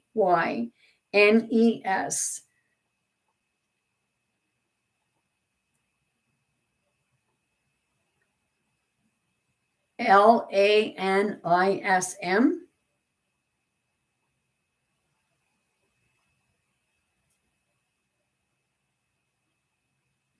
Still can't pronounce it. Even I can catch some, but it's like, what? I'm not catching it fully, sorry. Within a predominantly developed capitalist market economy and liberal democratic polity that expands state intervention to include income redistribution, regulation, and a welfare state. Economic democracy poses a sort of market socialism with more democratic control of companies, currencies, investments, and natural resources. The socialist political movement includes a set of political philosophies that organized in the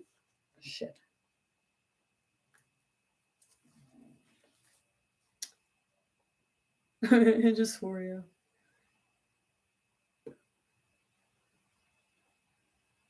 Natural resources. Socialist political movement includes a set of political philosophies that originated in the revolutionary movements of the late 1800th century and out of concern for the social problems that socialists associated with capitalism. But the late 19th century, after the work of Karl Marx and his collaborator Friedrich Engels, socialism had come to signify anti-capitalism and advocate of the post-capitalism system based on some form of social ownership of the means of production. By the 1920s, capitalism and social democracy had become the two dominant political tendencies within the international social movement, which socialism itself became the most influential sectoral movement of the 20th century. Many socialists also adopted the causes of other social movements such as feminism, environmentalism, and progressivism.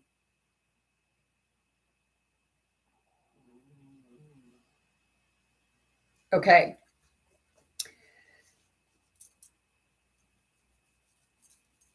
I'm not feminist because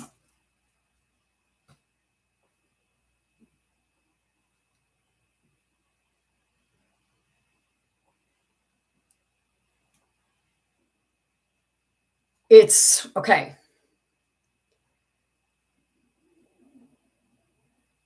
A lot of times, feminine energy is a lot more calmer, but I may have the term of feminist all wrong because there's so much stuff going on out there.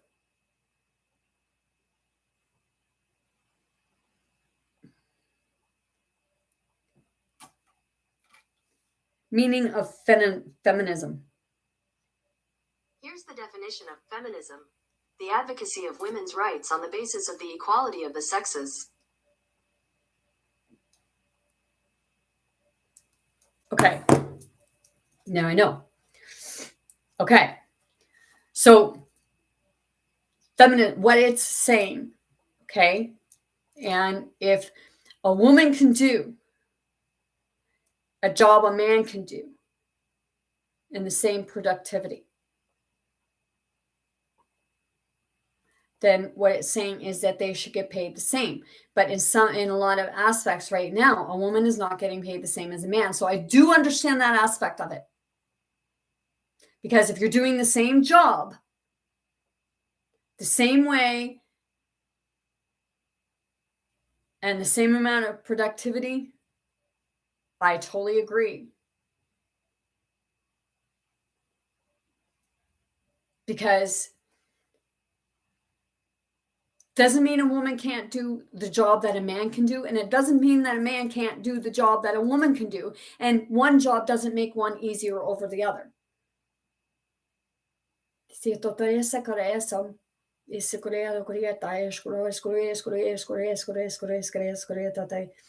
Okay, I'm feeling someone in the solar plex right now.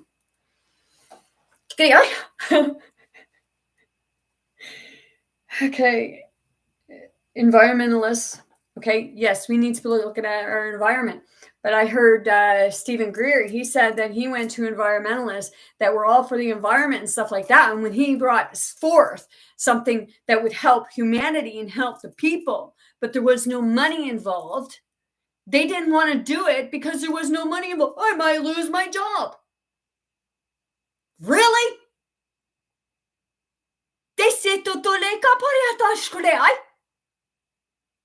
I'm going to say it, maybe because you feel that way, maybe you should not be in that job, period. Because you say that you're working to make things better for humans, for the human race, for the people, for the population. But yet you're saying, oh, well, I don't want to do that, even though it will help the population. I don't want to do that because I'll lose my job and I won't have my big income.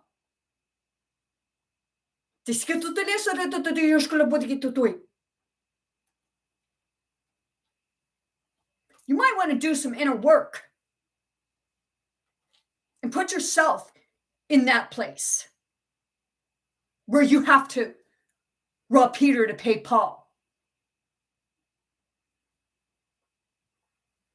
Maybe God should take that from you. That position from you, because obviously that's not a position you should be in. Same as doctors who are all for the paycheck and they don't want to help their patients. That's not a job you should be doing. Step down, get aside. Let the people in that really want to help people instead of trying to block them. Because pretty soon, and it's already happening, they're going to plow right through you.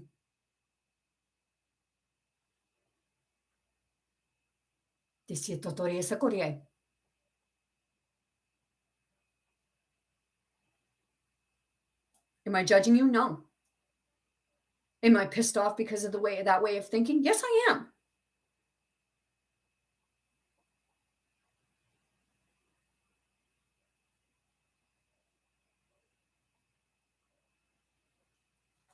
And I know a lot of other people are too. Only some are afraid to stand up and say anything because of fear of losing what they have.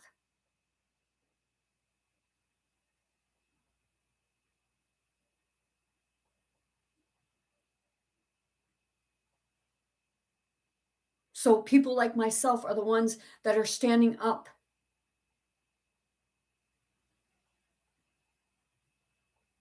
And it's to help empower others so that they stand up and say, hey, working together is a lot better than saying, okay, well, I got to rob Peter to pay Paul.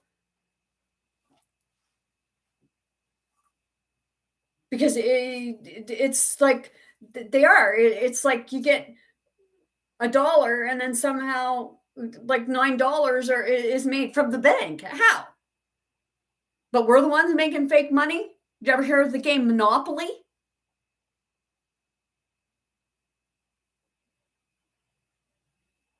Same thing. Oh, well, you want to buy a house. Well, like, you can't afford to pay the rent on that spot on the board. So you got to mortgage your home. Or wait a minute. Or if you can't afford to pay it, they come and they take it. Like I said, nobody's home should be taken from them.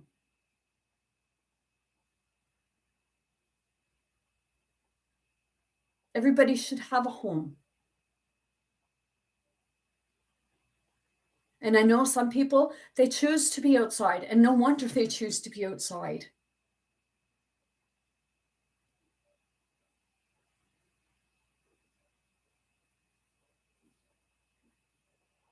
It's because they don't want to deal with a lot of society anymore. It's like people wanting to go live in a cabin in the woods. Well, that's because you're feeling everything.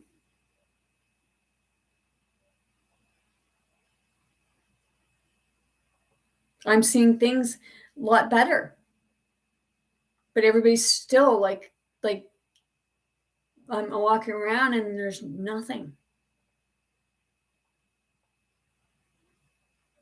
It's like sometimes you walk around and there's all politeness all over the place, people holding doors and thank you and things like that. And then other days it's like you look around and it's like, wow. I always like when I'm out walking or I'm somewhere and I see a couple holding hands.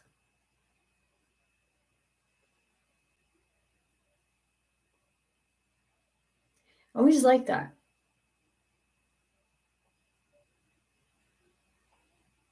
A lot of the time when you look around, you see either the man walking ahead of the woman or the woman walking ahead of the man. It's like, oh.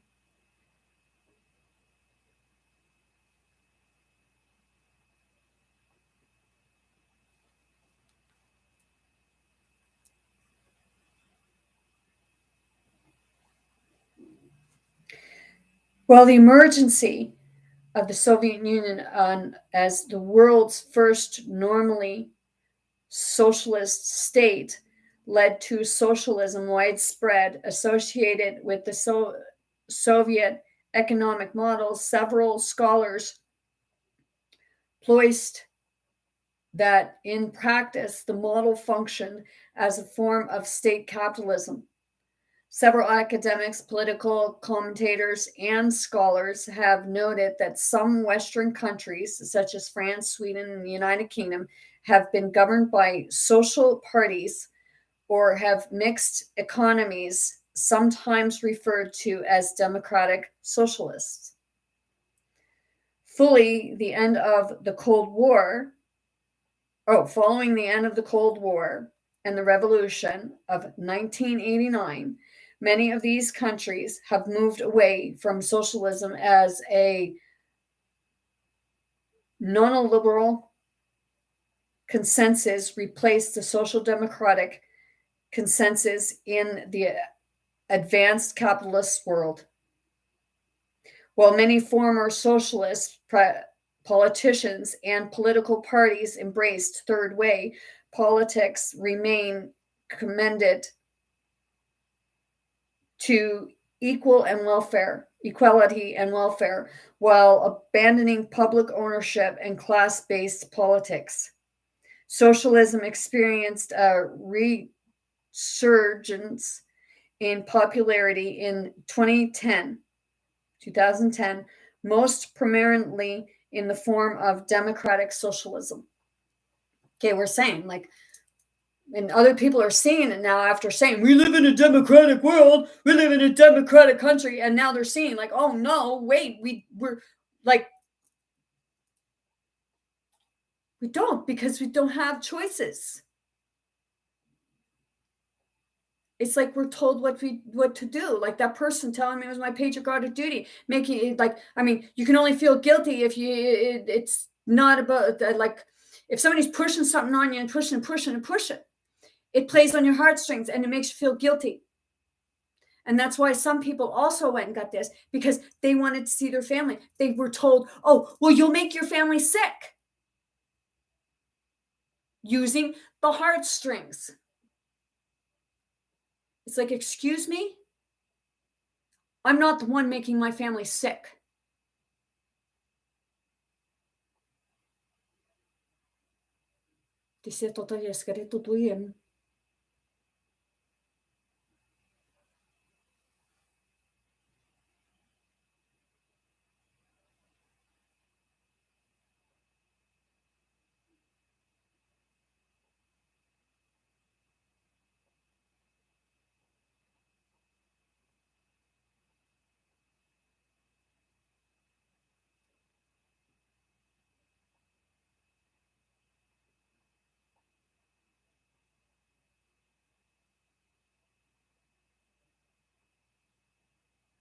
Etymology of it.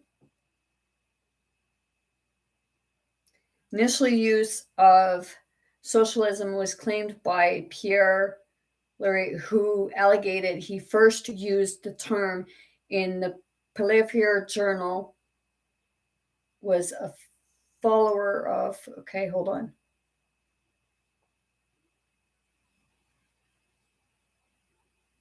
Okay. The definition and use of socialism settled by the 1860s, replacing a socialist, cooperative, and mutualist, and had been used as synonyms while communism fell out of use during this period. An early distinction between communism and socialism was that the latter aimed to only socialize production, while the former aimed to socialize both production and consumption in the form of free access to final goods.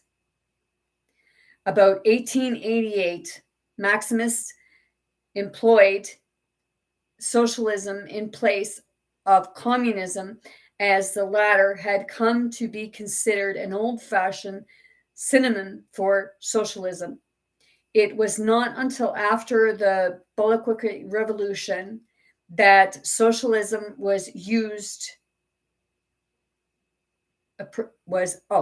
approved by Vladimir Lenin to mean a stage between capitalism and communism. He used it to defend the Bolshevik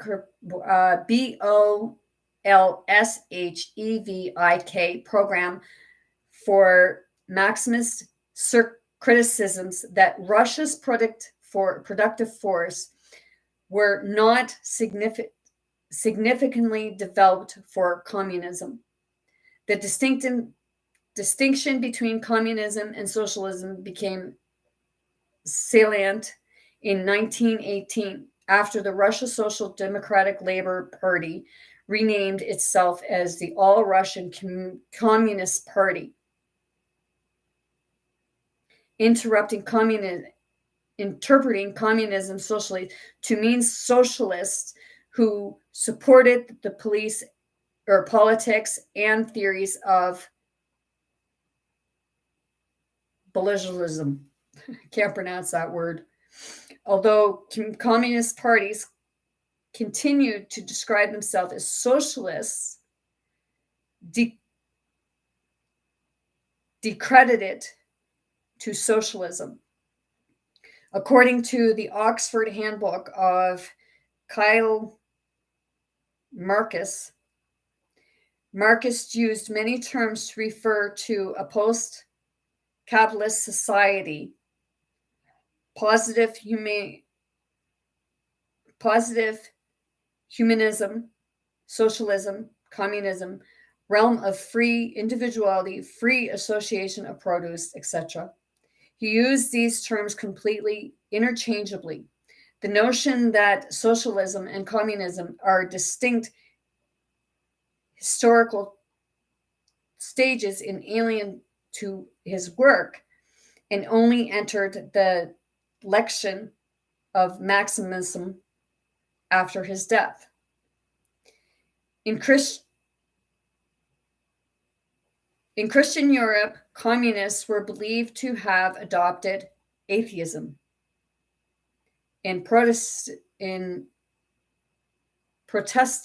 England, communism was too close to the Roman Catholic commune rite. Hence, socialist was the preferred term. Engels wrote that in 1848, when the Communist Manifesto was published, socialism was respectable in Europe, while communism was not.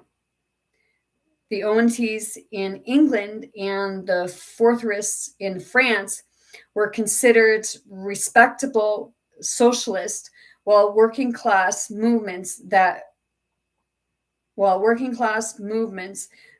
proclaimed the necessary of total social change denoted themselves communist. This branch of socialism produced the communist work of the cabinet in France, and Wilhelm Wilty in Germany. British moral philosopher John Stuart Mill discussed a form of economic socialism within the liberal context of the world, later be known as liberal socialism. Okay.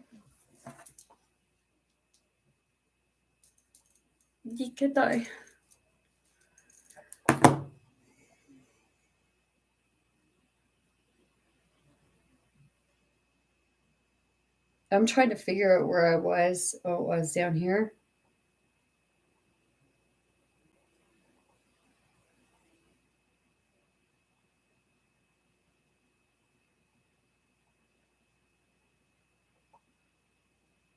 It was a significant force in Italy and Spain in the early 20th century until it was crushed by the fascist regimes in those countries.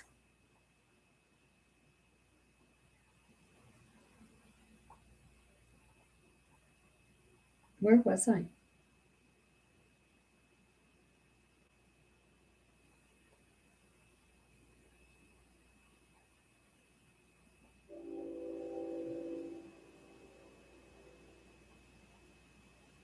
Okay.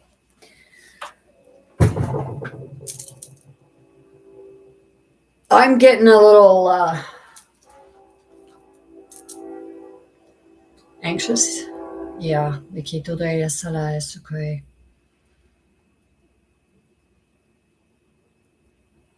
everything belongs to the people. And it's a matter of us, like I said, learning to work together and finding the things that we're good at, not shoving us into a school system and saying, hey, no, you got to know all this stuff. Like, we're going to drill it in your head. And then all the other jobs that you should be going for, the businesses that you should be wanting to open yourself, instead of everything that causes conflict. Like, we need good farmers, not farmers that are going to put pesticides all over the place. And then we're left like, okay, it leaves me confused. Like, the part about when a farmer sprays all this crap and does all this other stuff that's frivolous, but they're doing it because they're told that, oh, these are the rules. This is how you got to do it now. Instead of using their own mind and saying, hey, screw you. Like, we know this is bad. Like, you're teaching us that we have to do this. But deep down, those people know.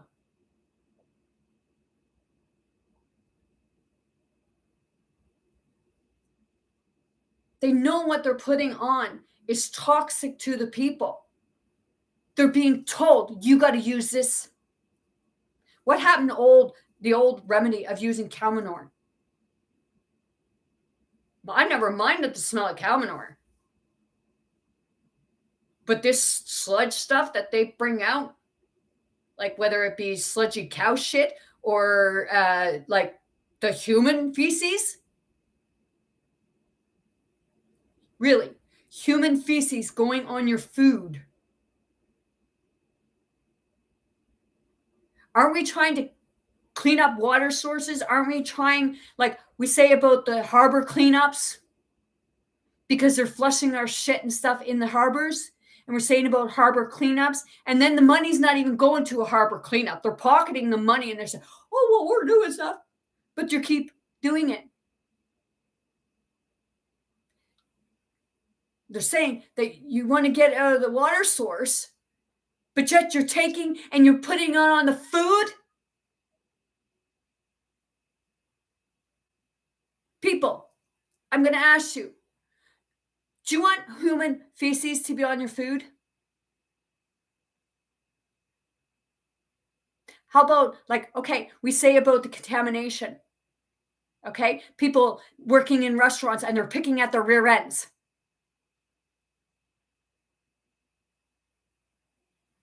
Fecal matter. Right? Makes no sense. But they're being allowed to do this, and it's all a system that is not working for the people. And I don't care. People cannot like me for what I'm saying.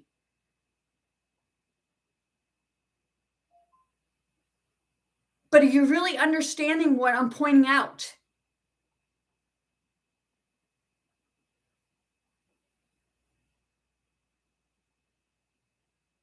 You get food poisoning. You go to a fast food place. You get food poisoning.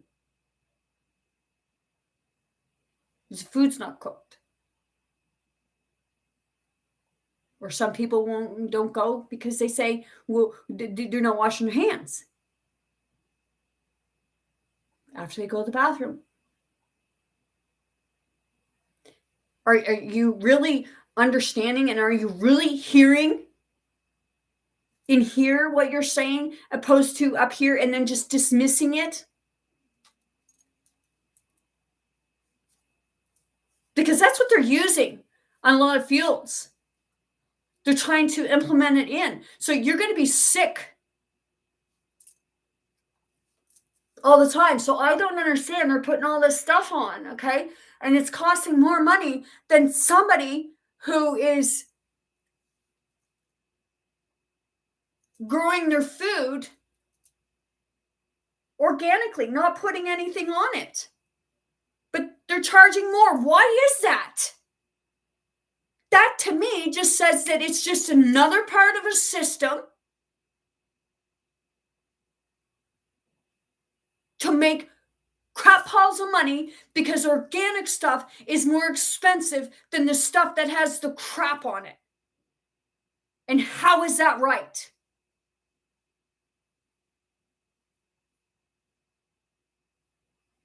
People want to complain about stuff, but they don't want to look at it. They don't want to look at the problem.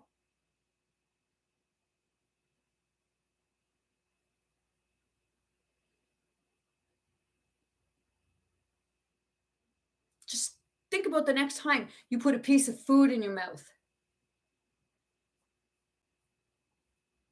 Do you want them putting human fecal matter on your food? But they're taking them out to these places because they want to move people. Okay? But people just want to have. People, it's about having a place to call home. And that's why you get a lot of people, I want to go home.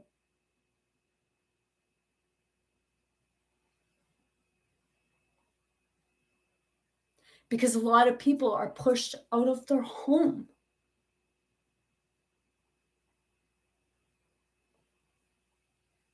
And not necessarily is it because that they want to move.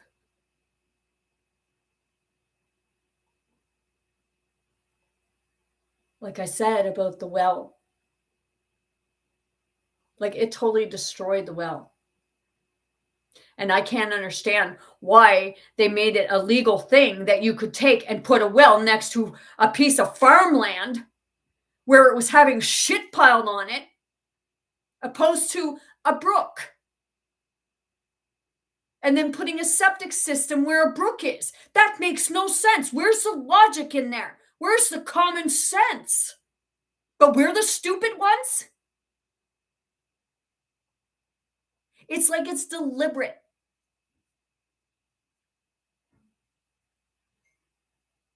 Do you see that? But wait a minute. You mightn't be able to see it unless it was happening to you. And then even then, you might just say, oh, I got to miss it. I don't want conflict. I got to let them do what they want. I don't want conflict.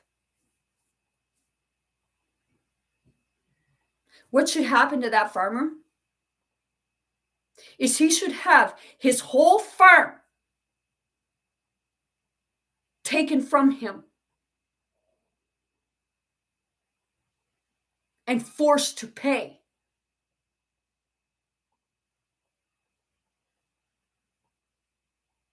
Instead of being able to do whatever he wants to do and talk like shit to people.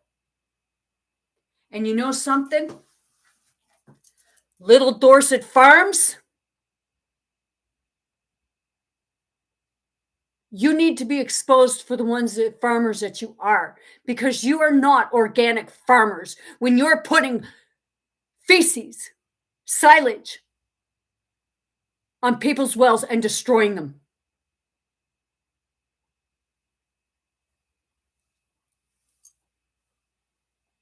You are a dirty business. And you are no farmer.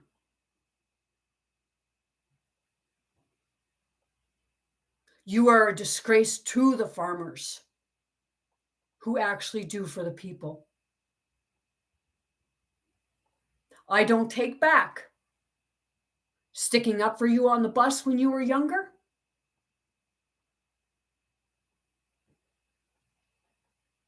Because nobody should be bullied. But you know what? You're doing the same thing. You have not a care. Not one bit. When your family goes away from you because you're saying that because they don't agree with your farming tactics and the government stuff that's supposed to be for the people and protecting the people and their land. I see buildings, like I see trees being taken down in wetlands to put housing up. I thought the wetlands were supposed to be protected.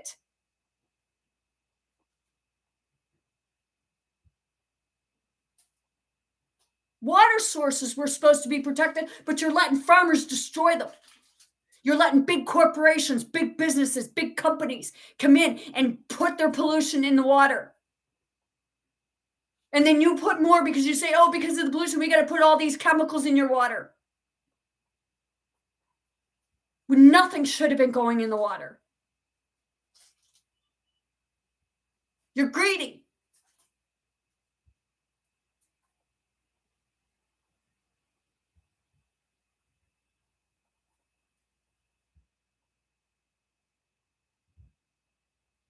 The people.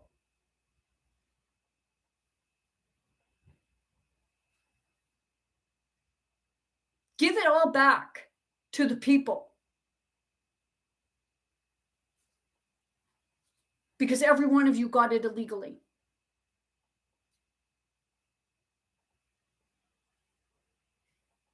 It's not the people. That's the problem.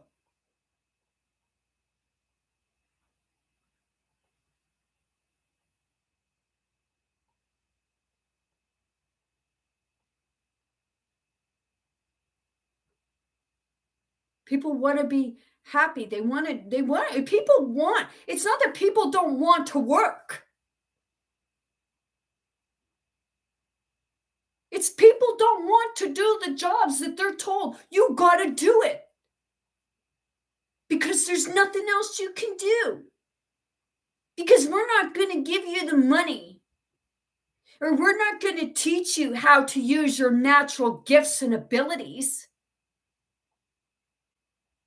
You're going to do what we say. It's like that ant movie. Or whatever. There was another movie kind of like ants. And it was saying, like, when the ants were, it was ants.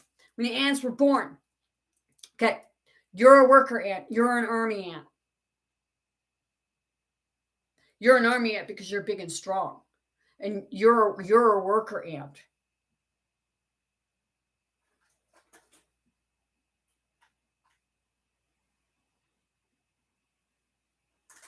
Do you know, as everyone knows,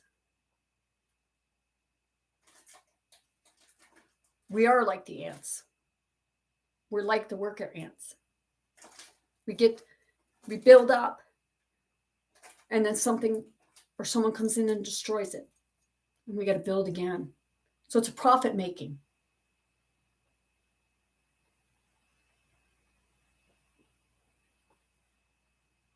Someone's like, I'll squash you so that you can't rebuild. I'll kill your whole nest so you can't rebuild.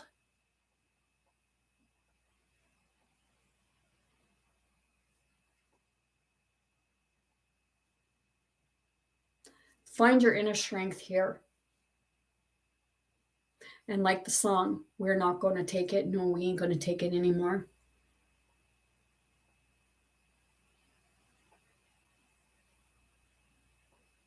Do you know most of your idols, they have addictions. They have sexual problems. They've been molested. They've, like, even through the system, or their music system. It's been happening.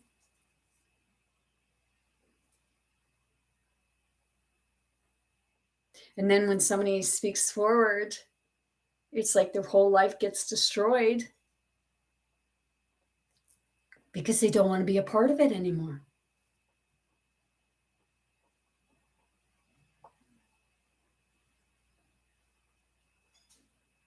I want to live in a society, in a population, in a world, in a universe where everyone has everything available to them. The ability to do it, not just available, but the ability to do it.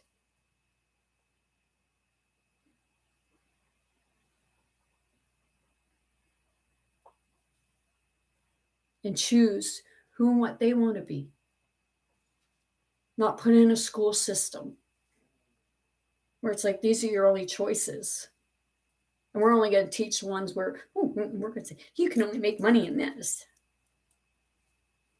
Or you got ones that, I want to be the prime minister, or I want to be the president.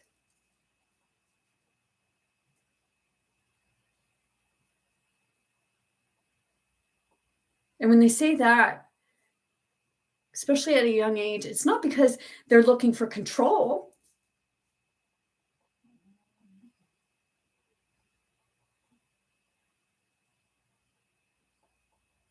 Or power.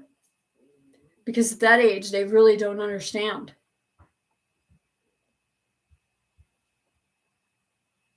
It's what we put out there to them. Oh, you should be president or this or that.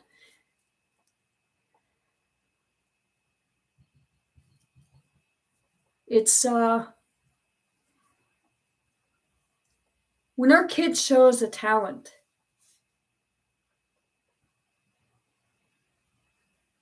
and you see that they're really good at something,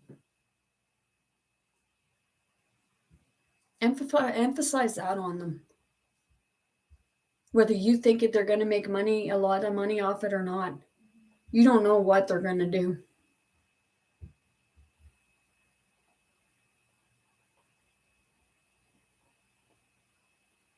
Because if they're good at it, like anyone, if they're good at it, then they're going to make the money. You may think that it's not a profession that you would go into, but you're not them, and you don't know.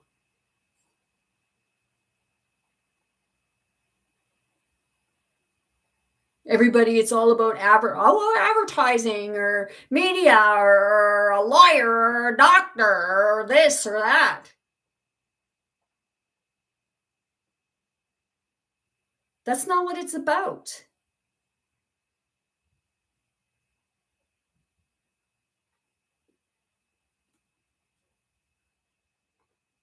It's about your authenticity, your inner self, of your true abilities. And when you got caught, like, you can't be yourself.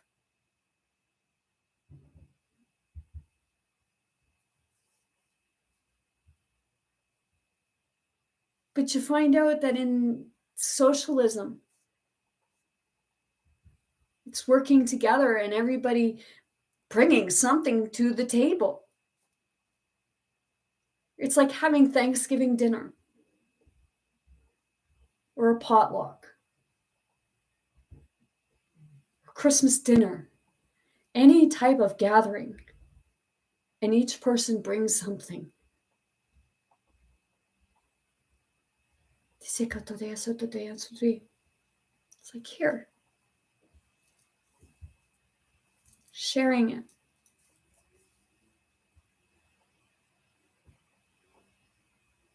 And it doesn't matter if one person, people don't like it. How do you, like, other people will?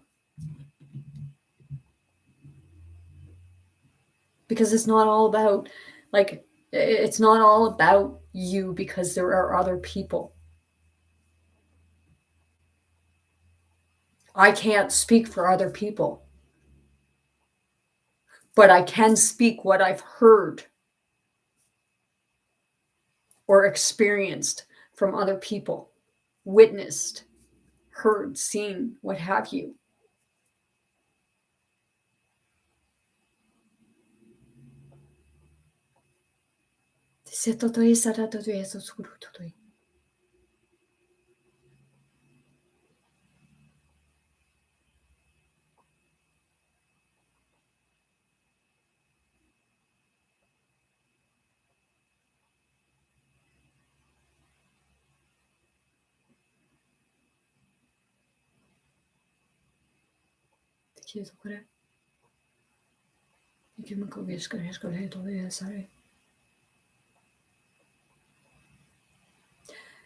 My prayers go to everyone who is in the middle of wars, fires, earthquakes, natural disasters, as they call it.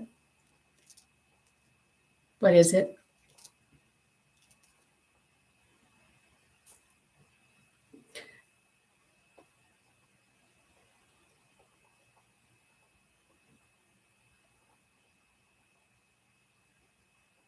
My prayers are with them all.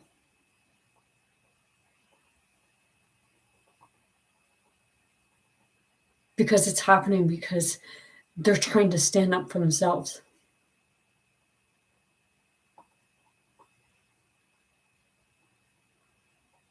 And others who are unable to.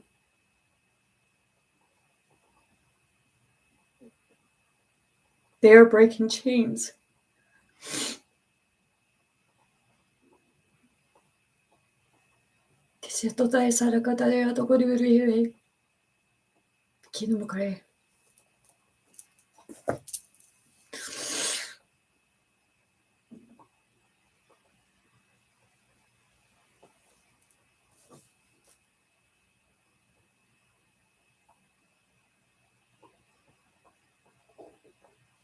When I was to the park the other day, I loved it because I seen people going with their families. And then in some aspects, I myself was a little sad.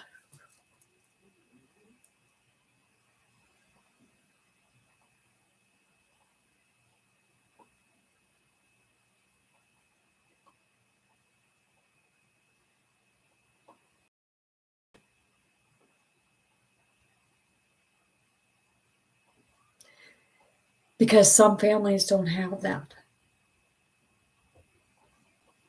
Some families are divided.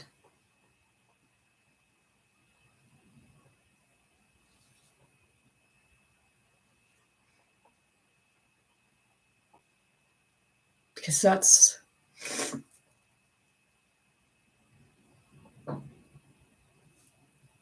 hard to see. Some people, they feel like they don't belong with their family.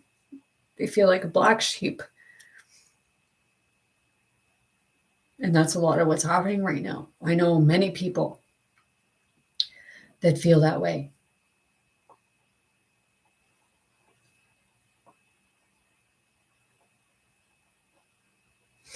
And it all comes back to communication.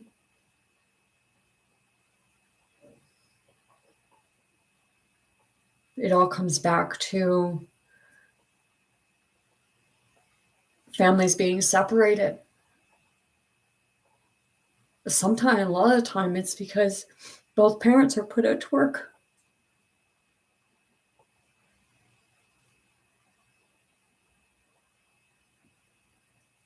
And it puts strain and stress on people.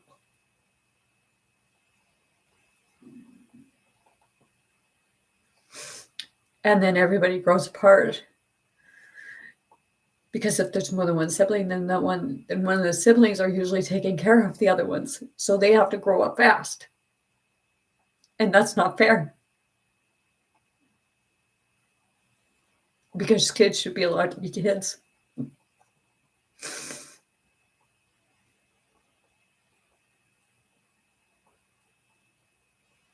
And it gets taken.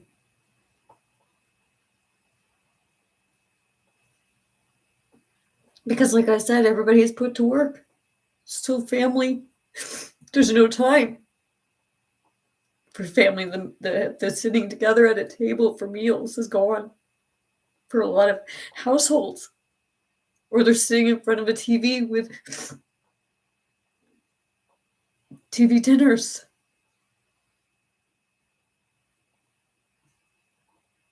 So when I see people outside with their families, it's like, yeah.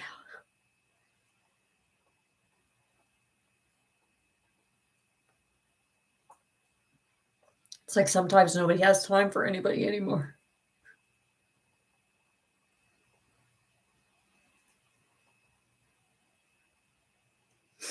And that's because of systems that don't work.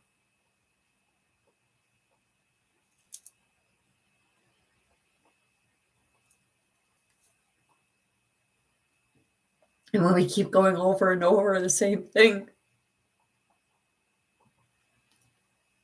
because everybody thinks the same way, well, it ain't going to change. Well, yeah, it is. But are you going to be part of that change?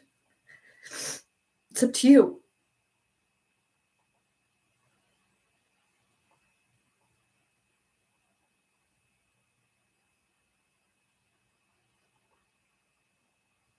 Some say they're happy, but when I'm around them and I can feel that they're not.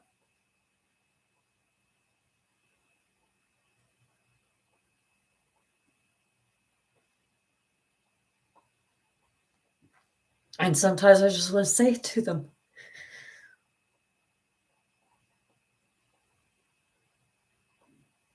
Because sometimes maybe they don't even realize it because it's been such a routine, it seems normal.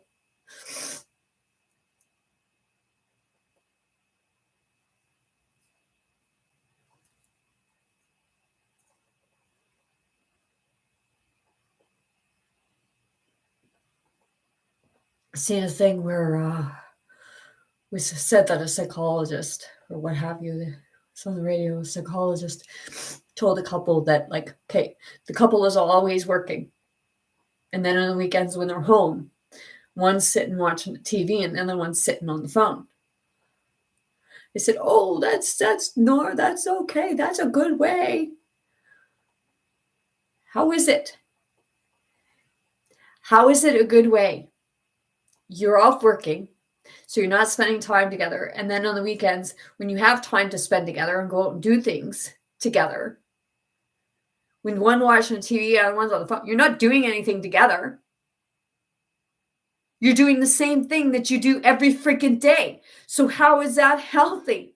How is that good for a connection? What, a connection to a computer, maybe? But we need more connections to one another, people interacting with each other again and not yelling and screaming. I'm right, you're wrong. Or this is the way it's going to be. Conform to me or we take everything from you. Make your life crappy.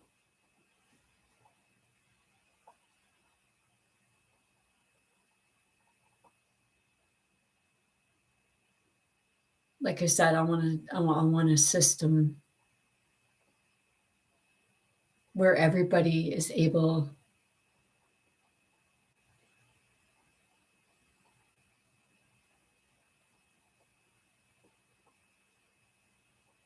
to live together and help one another in every way. Like I said, share your uniqueness, share your abilities with others. And don't think you're better than somebody else. Because you're not. And if you think you are, that just proves that you're no better.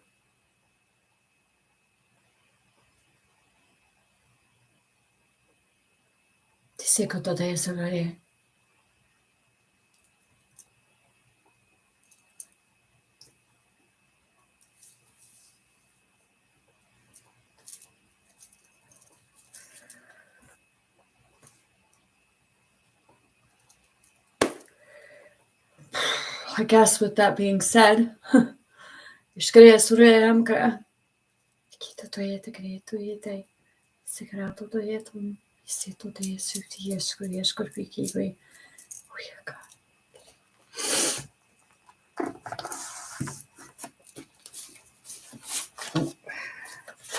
the heck? Okay.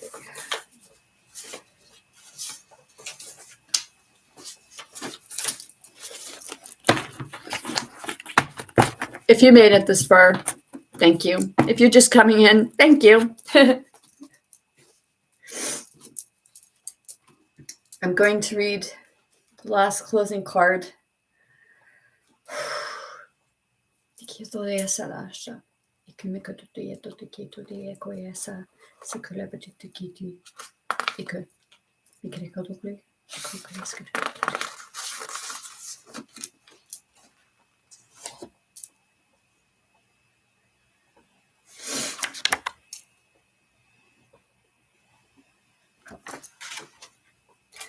The harder the conflict, the more glorious the triumph.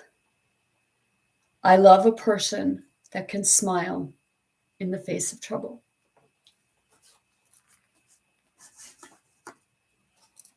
Keep going. I'm going to leave you there. Just remember on this day, whether you celebrate Thanksgiving today or tomorrow, spend it with family. Each bring a dish. Bring something to contribute, whether it be the smallest thing, because that's all you can bring. But most importantly, it's about bringing yourself.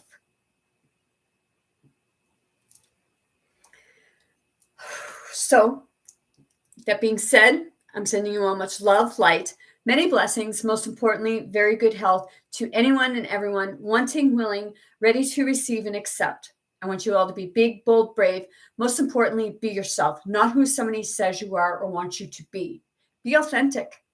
Be kind to yourself. Be kind to others. Never give up and keep going.